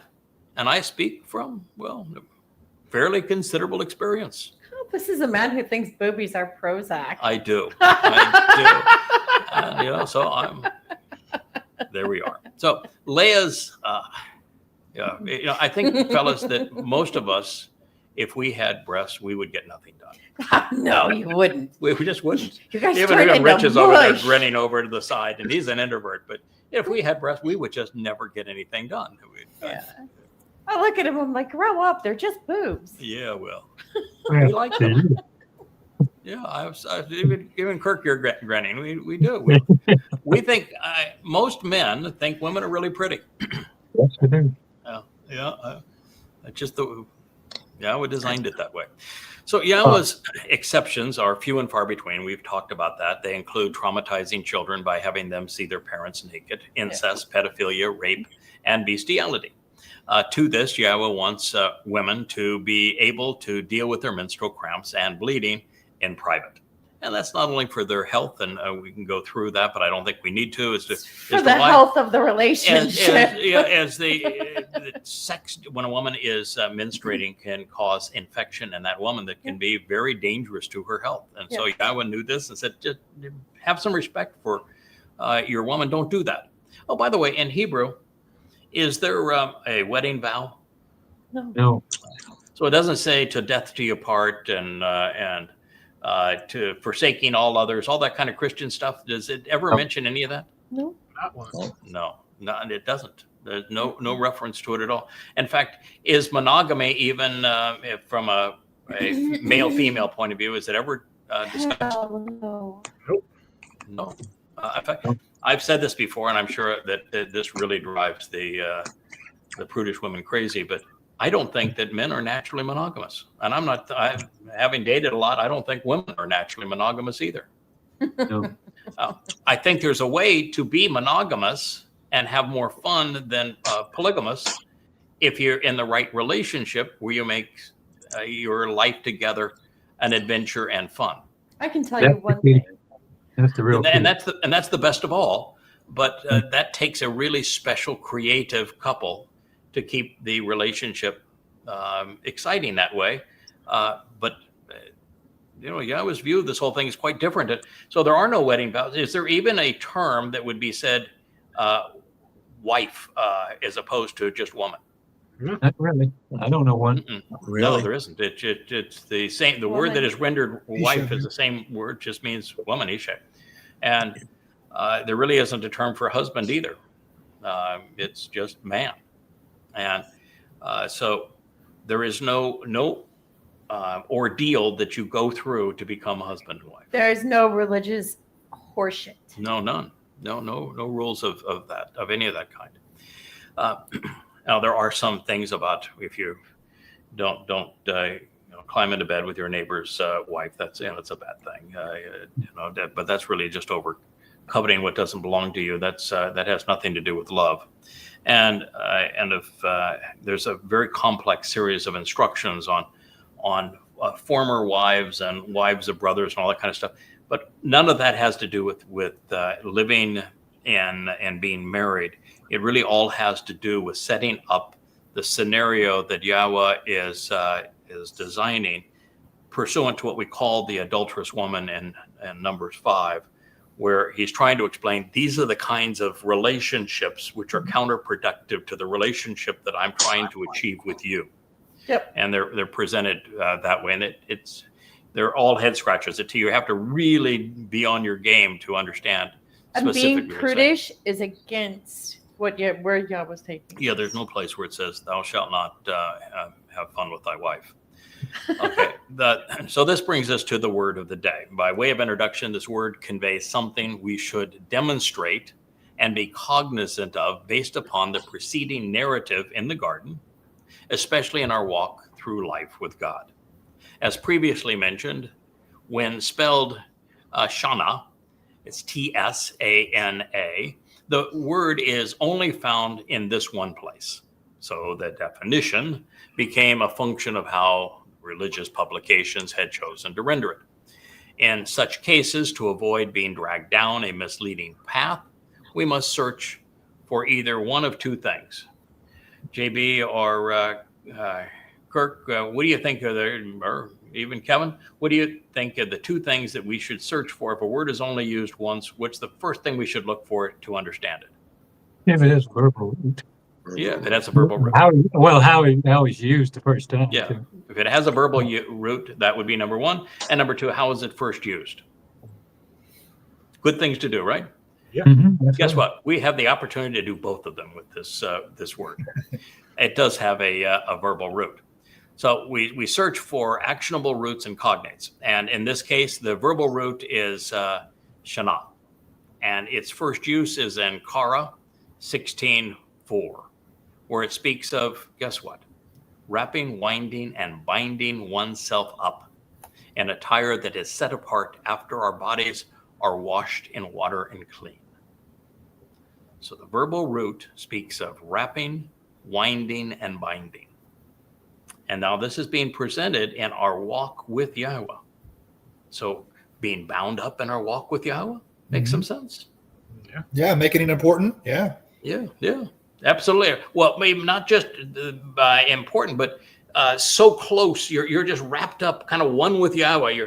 You're treating Yahweh as he's protecting me. He's wrapping me up. I'm tethered to my God. It really does mean I'm tethered to my God. Yeah, I'm like a child and what we consider the papoose of the Indians. And, yeah, right. Yeah. And every culture has them. But when you're swaddled in one of those things, you're brought close to the mother. Well, in this case, the mothership is Yahweh. He is our Father, and to be tethered to Him and tightly bound to Him would be the definition you would derive from the actionable root. Yeah. Is there any other definition that you could derive from this actionable root? Are you going to find modesty in that verbal root? No. Being bound and tethered and wound up with somebody, is there any modesty there? Is there anything that can be considered intertwined? neat? No. That's the verbal root. That means that is defining the meaning of the word. I have not yet found a Hebrew word where the verbal root was out of sync with the nouns that are derived from it. And particularly when it's used in Kara, the heart of the Torah, in this way. Now, the final use is as sanaf, and it is used in Zechariah 3:5. Oh, one of my favorite passages. You know, this discussion in Zechariah 3:5, it says that Yosha, the high priest, that he is a scumbag. He is really filthy. He's dirty. He is unqualified. Those that hang around him are scumbags. Loosely translated. It's my paraphrase of it. And therefore, the high priest, even a Yosha, Jesus, isn't qualified to do what needs to be done on the day of Yom Kippurim, when the Ark of the Covenant, the mercy seat, needs to be anointed with the blood of the bull and of the goat. So we need somebody else to fill that role and to dress up as the high priest. And we're going to wrap. And even Zechariah, he comes in and says, yeah, now I get it. That's Dode. That's going to be the guy that's going to do this. And he says, can I wrap the headdress around him? Don't forget that wrapping that headdress around him. Needs the God, yeah. That's in Zechariah 3:5. Do you know what else goes on that headdress? Mhm. A silver plate Mhm. with the name Yod He Wah He. Yahweh. So there we have a vivid depiction of it, and a powerful and poignant moment, and one of the most revealing episodes of the prophets. It's so emblazoned in our minds because we read that and say, "Oh, now I get it. It's Dode that's going to anoint the mercy seat of the Ark of the Covenant." So the reason that Yahweh told him that you can't build this house for me is because you have blood on your hands. When of course, every battle he fought, Yahweh fought with him and helped him. So that blood on his hands, he was defending Israel. That didn't mean squat to Yahweh.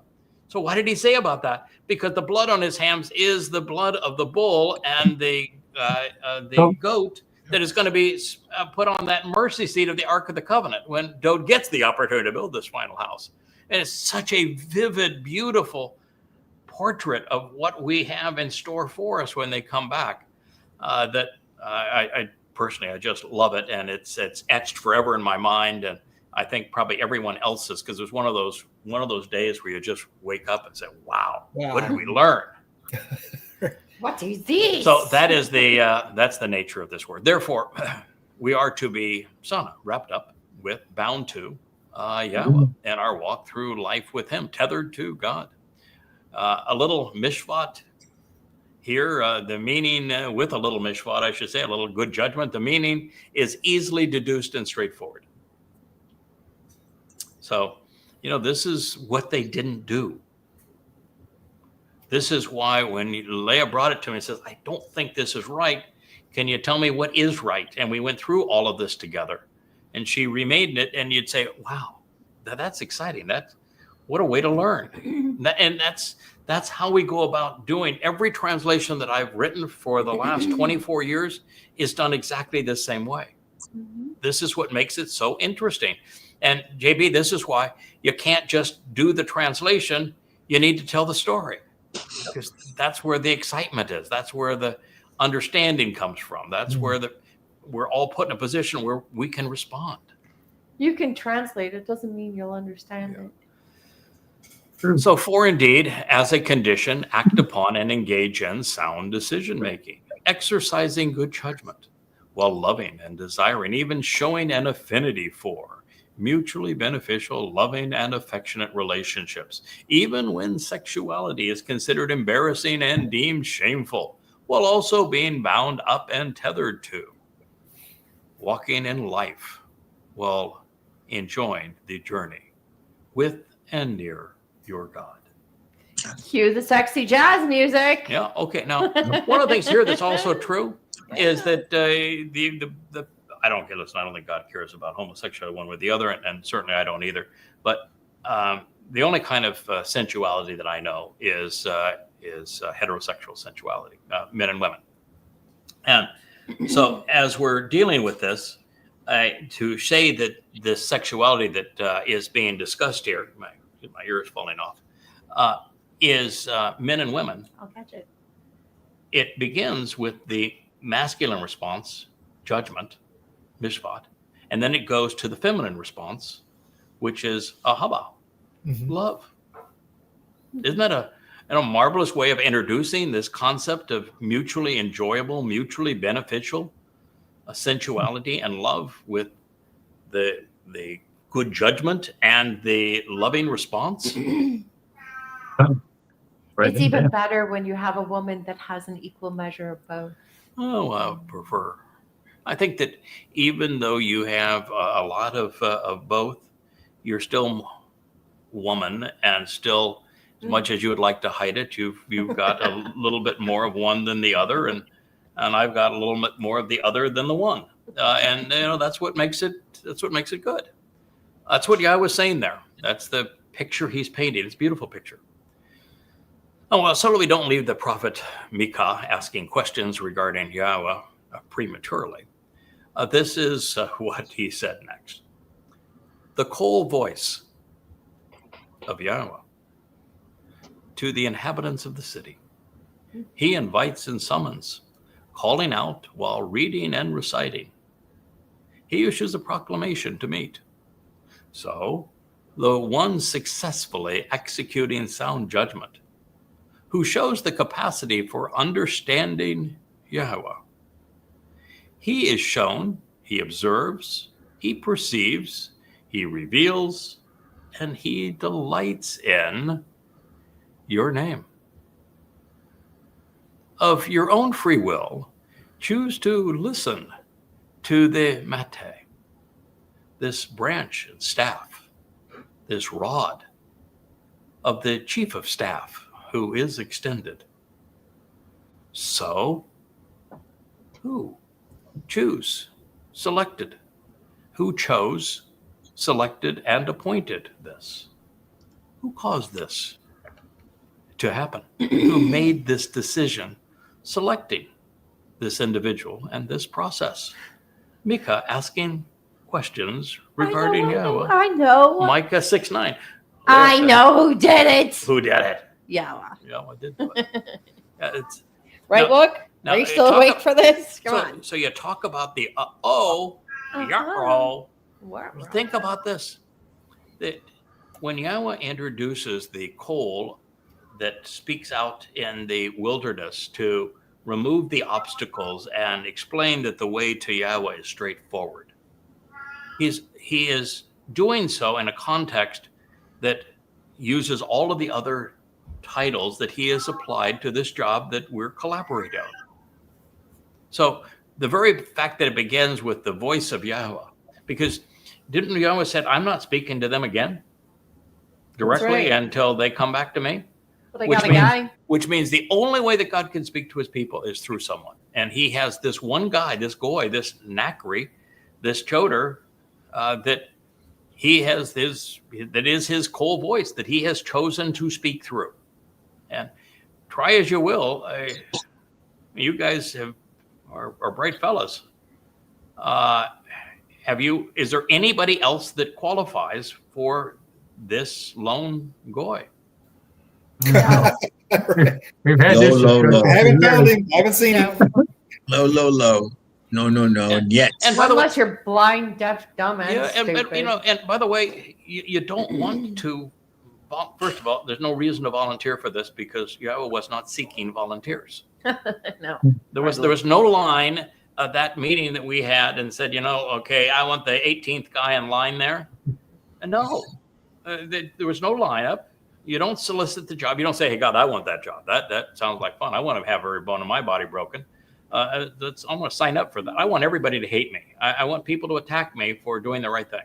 That sounds like a really fun thing. I want to give 24 years of my life already, 14 hours a day, 6 to 7 days a week, where you're investing your money and not charging anything for anything.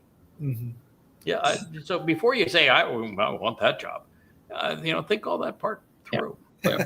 well, I think Anne thought she had her Corseleb, a gotcha moment.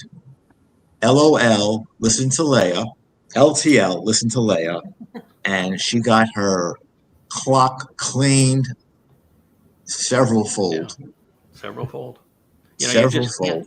You don't futz with Yahweh's chosen implement, not because he's tough to futz with, and he is pretty tough to debate. And I've done live debates now on radio and elsewhere for now 24 years with a call-in talk radio show and 5 to 10,000 radio interviews before that. So I've done a lot of it, and I'm pretty good at it.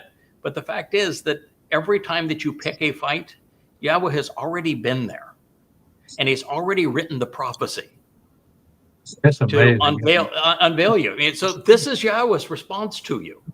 And every time you do it, you find this is Yahweh's response. He has written in history a prophecy that pertains to this, and your stupidity is going to take you right there because that's why he wrote it this way. When I have to wonder when they're going to begin to understand that Yahweh loves the bull and his wife. He does. I don't know what he sees in me, but I know what he sees in Leah. But nonetheless, this is his choice, and you know, you got to deal with it. It's his choice. Yeah. So the voice of Get Yahweh over it. to the inhabitants of the city. You know, we're speaking to the city of Jerusalem, Yes, we are. and he finally is one of those two witnesses to the city. He invites and summons, calling out while reading and recited. He Kara. You know, Kara is if you're to take the top 5 words that have been important to the whole Yada Yahweh experience, Kara would be in that top 5. Yeah. Yeah.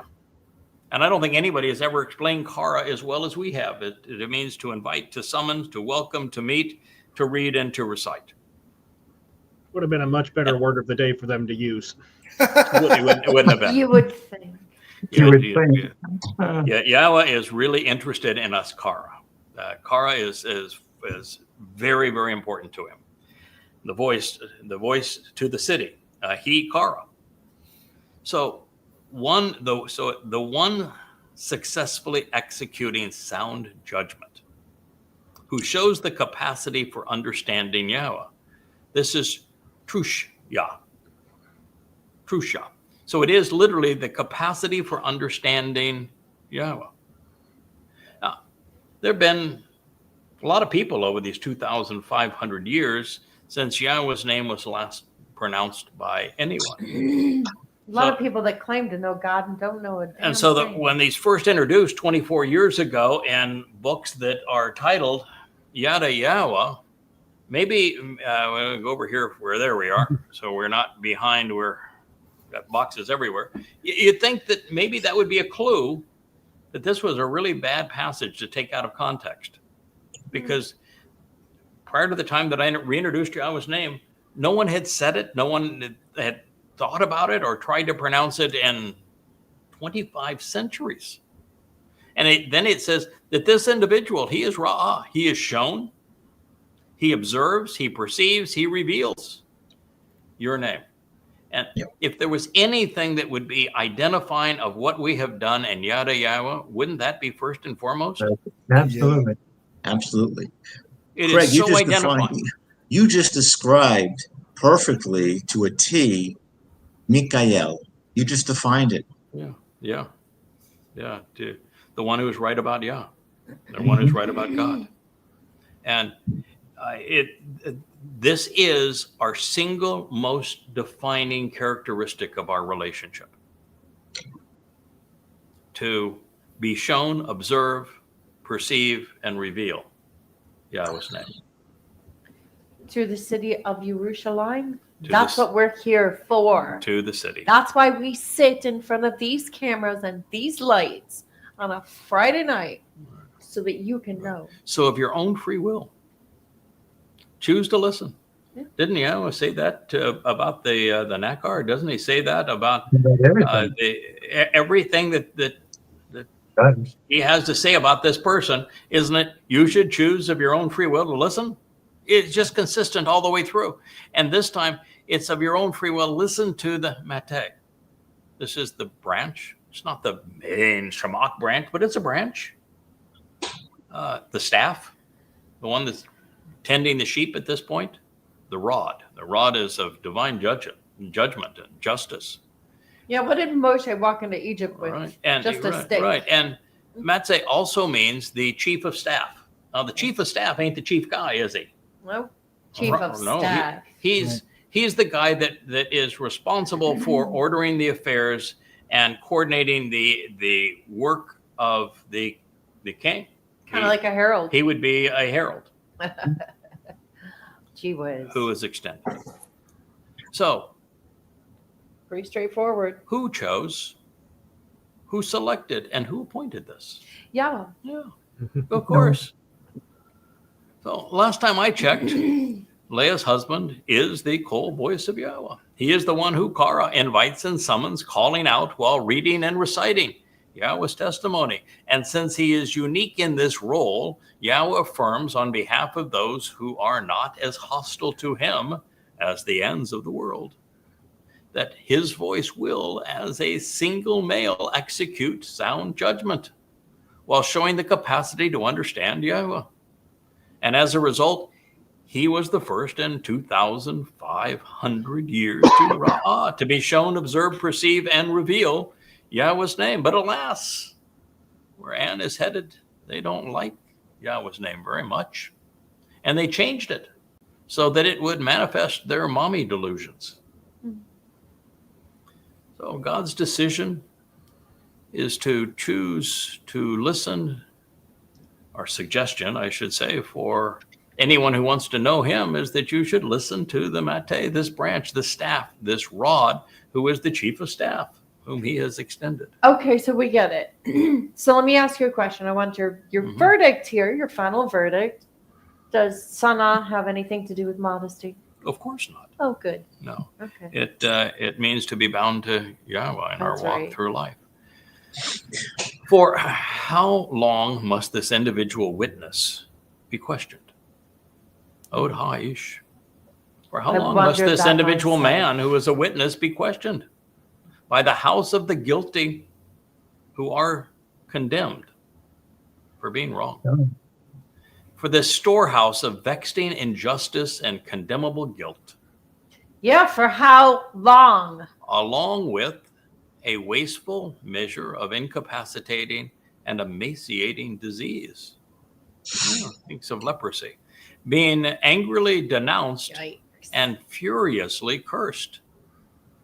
Wow. So the people that are speaking against this one that is the voice of Yahweh as the rod of divine judgment and the staff guiding the sheep and this branch off the tree of the knowledge of good and evil, who is the one whose name, Yahweh's name, was revealed, he is then asking, for how long must this individual man's witness be questioned? Which is precisely what they're doing. By this house of the guilty and the condemned who are wronged. They're a storehouse of vexing injustice and condemnable guilt, along with a wasteful measure of incapacitating and emaciating disease, all being angrily denounced and furiously cursed. That's some pretty strong language, isn't it? I'd say so. You think you'd want to be at the wrong end of that? Hell Yeah, no. don't aim it at me. No, No. So if you're in that damn mommy goddess cult, what in the hell are you doing? Are you that stupid? Apparently. yes. I mean, did you want God calling you furiously cursed, angrily denounced, emaciating, and your disease, wasteful, incapacitated, a condemnable storehouse of guilt, condemned for being wrong? And clearly, she was set up to do this months ago by the psychopath Dee herself and her little group of mommy goddesses. And this is what God is saying about them. They chose the passage that denounces them. It's just like Paul's choosing the passages that he cites denounced more him. from And Habakkuk Dee than, choosing the passage that denounced her. It's Yeah. crazy. you know, Sick. when God says, I want you to you answered this problem by going to the place that I've already prophesied exactly how this situation is going to arise and what to do with it, which is in Numbers 12. Yeah. Go there. Numbers 12, it speaks of this woman who claims, I also speak for God. And God said, no, you don't. And it's as if your father spit in your face. You're now leprous. You're separated from the family. You were divorced. Yeah. And so you got to be careful what you choose. And here they chose this passage. This is the one they're going to go after. Previously they chose, well, our mommy goddess, she's real, and we can prove she's real because of the 8th mashal. Oh boy. But you look at the 8th mashal, mom in Hebrew is M, correct? Mm-hmm. Imam. How often is M written about mom in the 8th mashal? 0. None. Goose egg. And if you're going to have a spirit mom, how often does Ruach appear in the 8th mashal? None. It would be 0. And so the feminine pronoun she that is attributed to that Dode is writing about, by the way, in this word picture. He's waxing poetic about He's waxing poetic about what? Hokmah. Wisdom. Yeah, chokmah. Chokmah. Chokmah. Chokmah. Wisdom, being smart, thinking things through. And you pick that as your proof that there is a mummy goddess? It's kind of like picking Sana as When- modesty. When Yahweh works through his Ruach, and there's lots of places where Yahweh works through his Ruach and he dispatches his Ruach to do certain things. Does he refer to himself as a she when he is dispatching his Ruach? Is there any place where Yahweh says, I'm mama? No, Baby, he said- I'm your mama. Who is your mama? Come to mama. It specifically says Does he his Ruach. ever say that? Is there a speaking part where Mama God says, thou shalt be modest? No. There is no speaking role for a mommy God. Yahweh, even when he's addressing the work of the Ruach, still speaks of himself in third person masculine. He refers to himself as our father. He never refers to himself as our mother. Oopsie. What are you trying to do? I mean, it's just tragic. And I guess the thing that bothers me the most, losing someone like Ann doesn't bother me at all. No. I really didn't even know her. And now I'm glad I didn't know her. But the thing that I didn't like her bothers word. me is that there was one woman in that group that was really devoted. She did marvelous work. She was a great editor for these books. She was a wonderful interface with Amazon. And even though I went out of my way to explain to her the psychotic nature of Dee and her money grubbing dishonesty and the reasons that she was clinically tested as a psychopath and why this is a situation where you're being played and you should not do this, she went and did it anyway. And it breaks my heart that her children and her grandchildren have now been exposed to this lie. Stolen souls. It just breaks my heart Stillborn that that's children. happened. The rest of them, I don't care about. No. And when you read what they have written, they're just revolting. And Absolutely. so most of them, I said, "Oh God, thank God they're gone." Yep.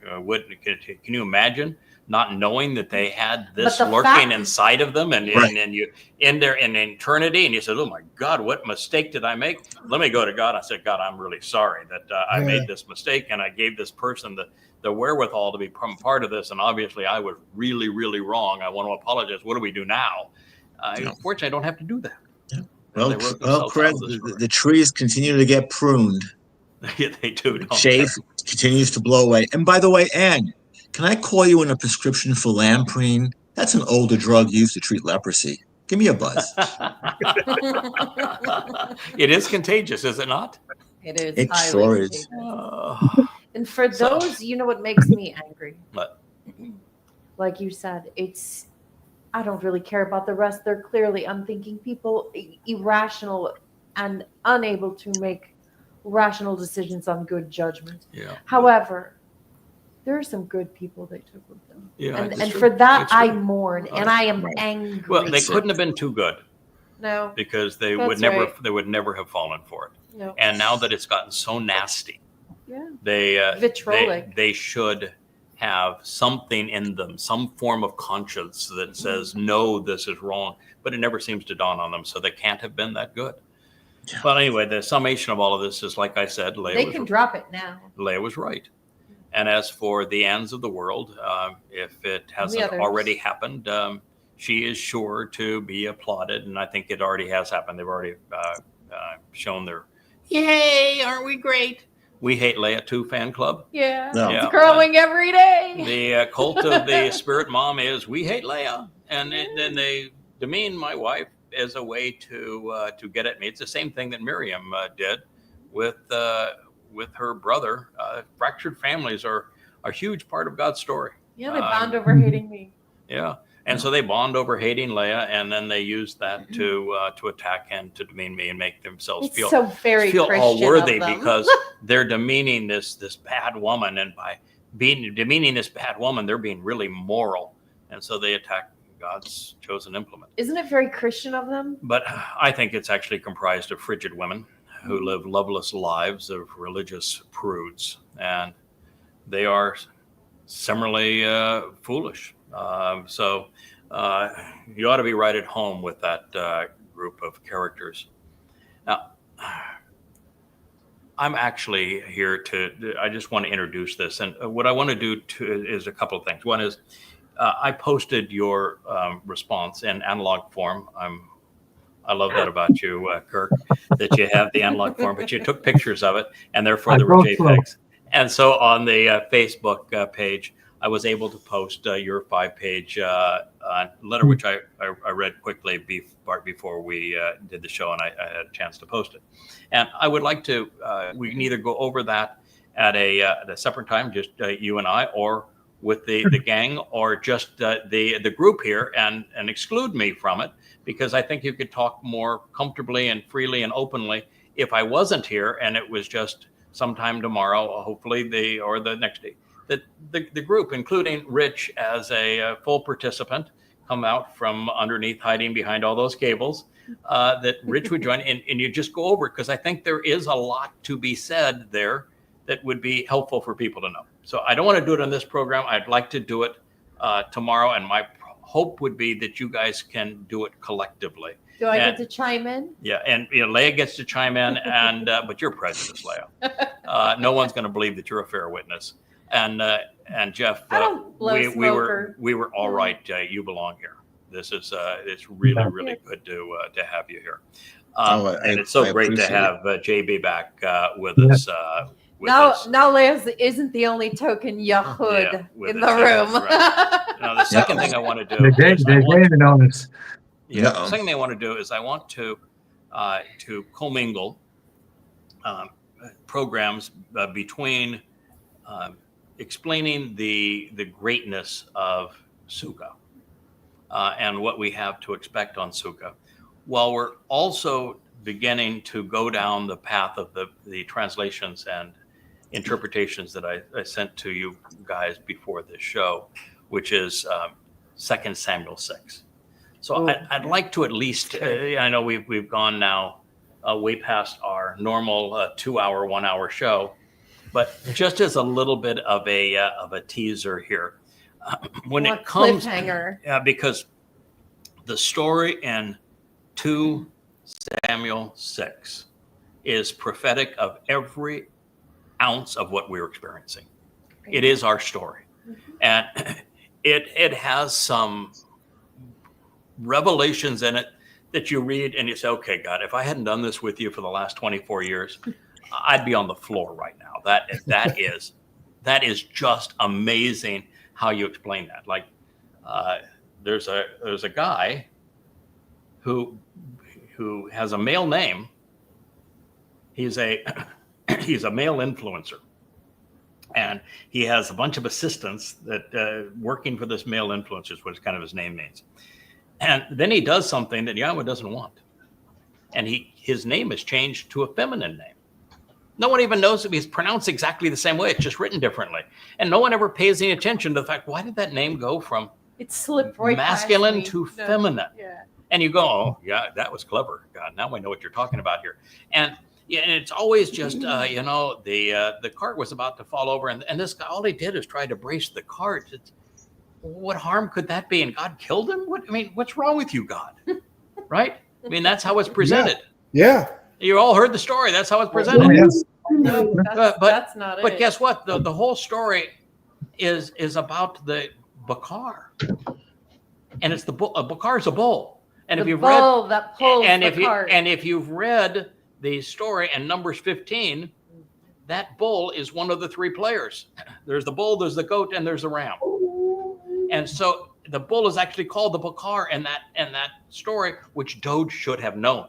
He wrote an expose on the Torah. He should have known all about Numbers 15 because it lays that whole thing out, exactly what that bull is going to do. And so it says that the bull is stripped up and the bull falls. And the purpose of the bull falling is to pay the debts, to leave everybody unencumbered. And that's the picture that God was painting, that the very bull that is bringing this covenant family back so that the covenant, the Ark of the Covenant itself can go back into the home of Yahweh on the Temple Mount, that bull that is responsible for paying the debts, so that all of those who are now gathered in Jerusalem, this final remnant of Israelites who have been estranged all this time, are no longer indebted to their religious stupidity and are freed of that. It is that picture that God is painting, and that's the thing that he who became she interfered with. Lesson learned. Oh my goodness. Do And not then, mess with the bull. and then you go, and then Dode responds poorly. He gets mad at God. He's furious with God. And God has already said, listen, I'm really angry about this. I'm exceedingly disappointed. I was trying to teach a lesson here, and you went and messed up my lesson. This bull is essential to the story of the Ark of the Covenant. And then when Dode says, wait a minute, you had no right to kill him. What a terrible thing to do. I'm not going to play with you anymore.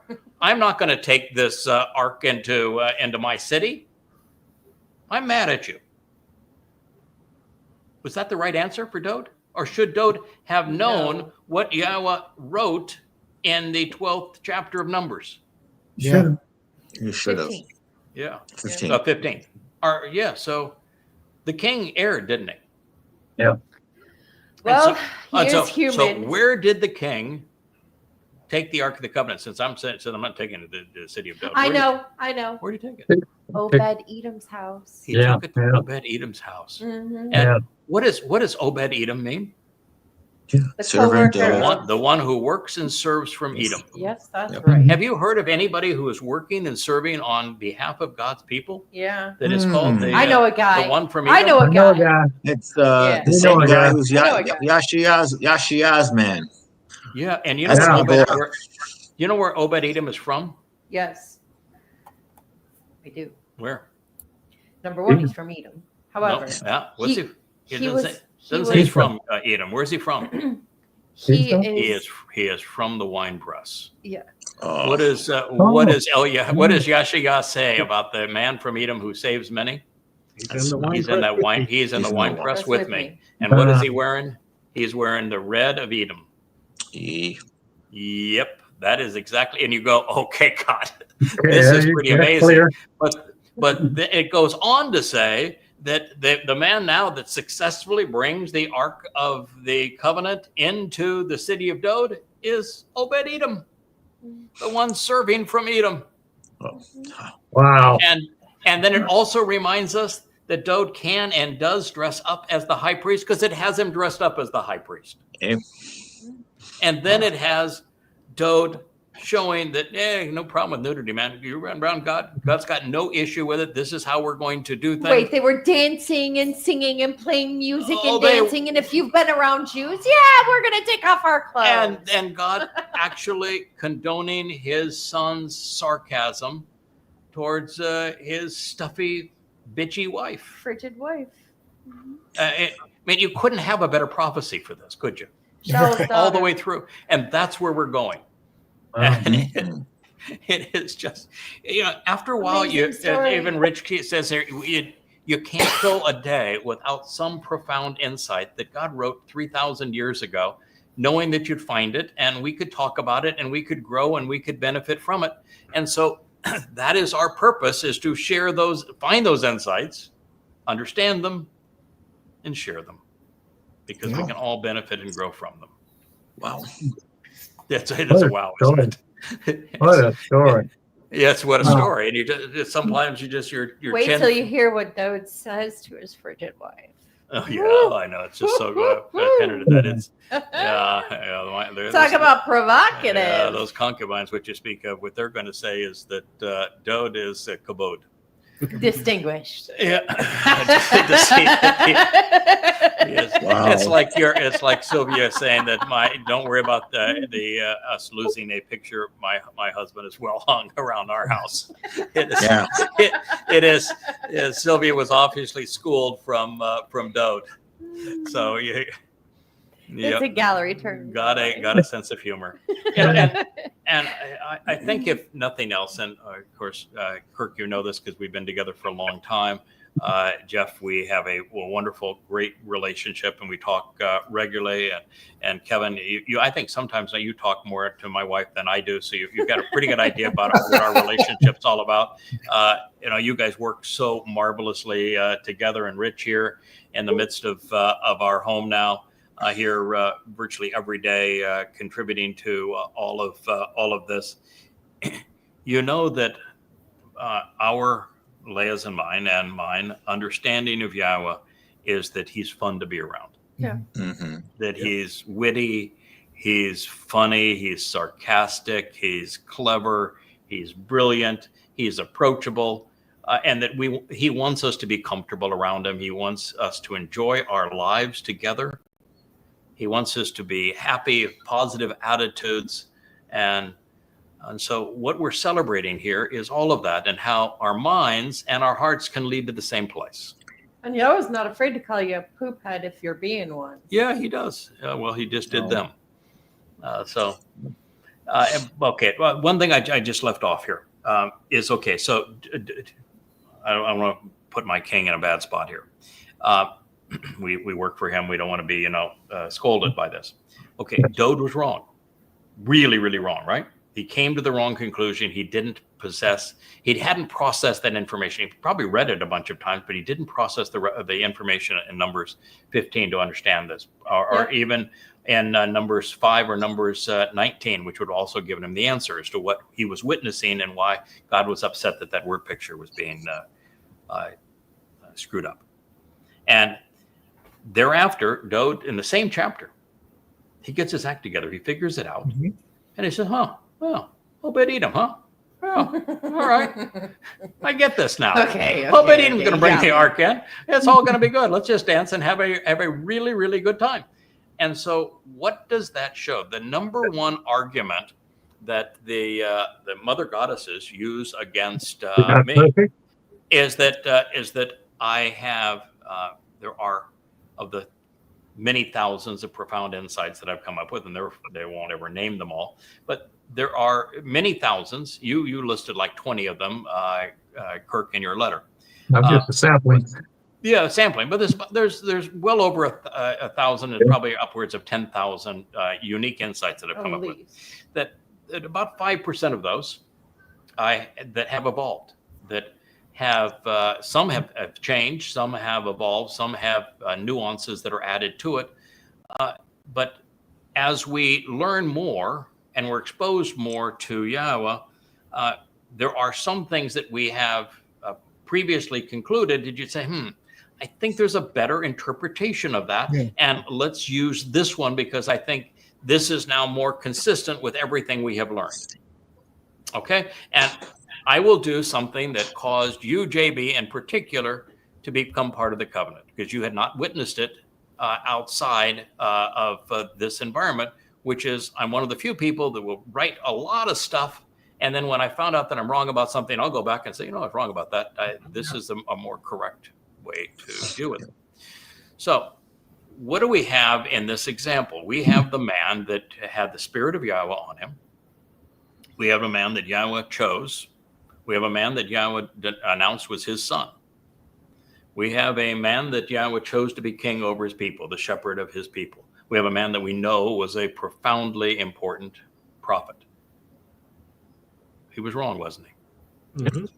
He witnessed something and he was really, really wrong. And But then he he evolved thought and about grew. it. Then he thought about it some more and said, well, there's a better answer here. Yep. And he accepted the better answer, shared the better answer, danced and celebrated the better answer, and he went on with his mission, didn't he? Mm-hmm. So is it God's style? Because they always say, no, if you're ever wrong about any conclusion that you have drawn in 24 years, then that's not Yahweh's style. Right. Yahweh wouldn't do that. So is that what the example of Dode tells us? Or does the example of Dode tell us that learning and correcting mistakes along the way is Yahweh's style? We learn, we evolve, we grow. It's another great lie that you have to be perfect. Yeah. Well, we're in It's- buddies. Perfection You're is never another gonna be religious perfect. idea. If we were all cookie cutter perfect, what would be the purpose of even having a relationship with us? God could just, go look in a mirror and say, oh, yeah, I'm really handsome. What a smart guy I am. If God was looking for clones of himself, be no purpose in us being part of a covenant family or doing any of this with There'd it. be no purpose for creation. We have to have individuality, and there'd be no purpose of eternity if we couldn't continue to learn and grow. In fact, to be infinite requires growth. Yes. Even Yeah. God must learn and grow to be infinite. That was an insight early. It was wow. Well, thank you. So God's style is obviously that he has chosen to speak through people who he has allowed to learn, to grow, to understand, to make conclusions, and then learn more and refine those conclusions and share them over time, and to gain tremendous credibility by doing what the political and the religious can't do. Mm. Admit, that was not as good as it could have been. That was maybe even something that's wrong. Let's make it right. And let's celebrate having this opportunity to make it right. Because then we can show we're still learning, we're still growing, and we're loving this opportunity to do that. And we can celebrate the fact we can do that forever. And that it is absolutely God's style. Yeah. If it's good enough for Dode, it's good enough for us all. It's good enough for us all. Yahweh had he had a thing for Dode. And so do I. And the very fact that Dode made mistakes and that he recovered from them and stood up and then ultimately made this decision, I'm going to serve as the Passover lamb, and I'm going to take everyone's guilt into Sheol. I'm going to trust God enough that he's going to get me out of Sheol when we're done. That's my kind of guy. I'll serve with him all day long. Yeah. So that is the conclusion of our 2.5-hour family hour. I am delighted to be able to have a full house and to have Rich, you're there behind the scenes. We're going to get you out in the front of the camera next time. Going to have Leah back here with the Wookiee. I know Wookiee was quite the star in his Wookiee mobile in yesterday's program. Yeah, I almost wish that we had left the camera on for that. We actually hung out there around that fire for 2 hours after that show. Wow. Yeah, Leah made some really, really good Jewish appetizers, flatbread, Snacks. and with oil and some really interesting herbs. And was it? Blaj Majoun. Yeah. What was the other dip that you had? Oh, baba ganoush. Okay. Well, yeah, I can't even say it. So, but it was good. Oh, I can tell you, Good. Yeah. it was really good. Baba Ganoush. And so we out there, we stayed there with that fire for 2 hours, drinking wine, enjoying our relationship with you. I was just constantly saying, because as the sun would continue to set and the long rays were there, and the beauty of the clouds and the colors and the textures and the smell of that smoke that I hadn't smelled in so long. Cuddling up with your husband Oh, in yeah, front of a fire. We were cuddling on that chair, and Wookiee was sitting there Way in our too lap, sensual. and Asher was right there by our left hand, and Rich was there with us, and we were enjoying wine and good food and the smell and the sound and the warmth and the light of that fire and this beautiful island setting. Oh my goodness! It was the most marvelous celebration of a mikra for us. And all the time that we have been celebrating them, it was just, and in the midst of all of this, you can just say, this. Hey, this wait is- a minute. I thought that was later in bed. This is. Okay, we won't go there. This is still family hour, but it was a marvelous. Can't have a family without sex. It was no family without sex. Ain't that true? It was just this marvelous, It was a unforgettable beautiful night. night to celebrate a really loving, passionate relationship with our God and with our family. Kudos to Rich. He captured it really nicely. Very poignant and endearing as the show closed last night. Yeah, it was marvelous, and and it was genuine. And I just love the realization that we have shared an insight about approaching Yahweh through this fiery light. Then it's the transformative nature of fire, as it takes this physical organic material that is so limiting and transference into the power and the energy of light and heat that rises up, and how that radiant energy will eventually carry our souls so that we can be eternal beings and empowered and enriched and emancipated throughout space and time with our God. And as we're so enlightened by this process and embraced and warmed by it, and it is just the best metaphor that he possibly could have envisioned for us coming into his presence. And that was his instructions, approach me through this fiery light. And to experience that last night, with knowing that we had perceived that and shared it, a great moment. So, world, thank you very much for listening. For those who have made it all the way through this 2 hours and 45 Can I sign minutes. us out? Please, Leo. Shabbat shalom, everyone. May there be shalom in your home. Until next week. Shabbat shalom. Good night.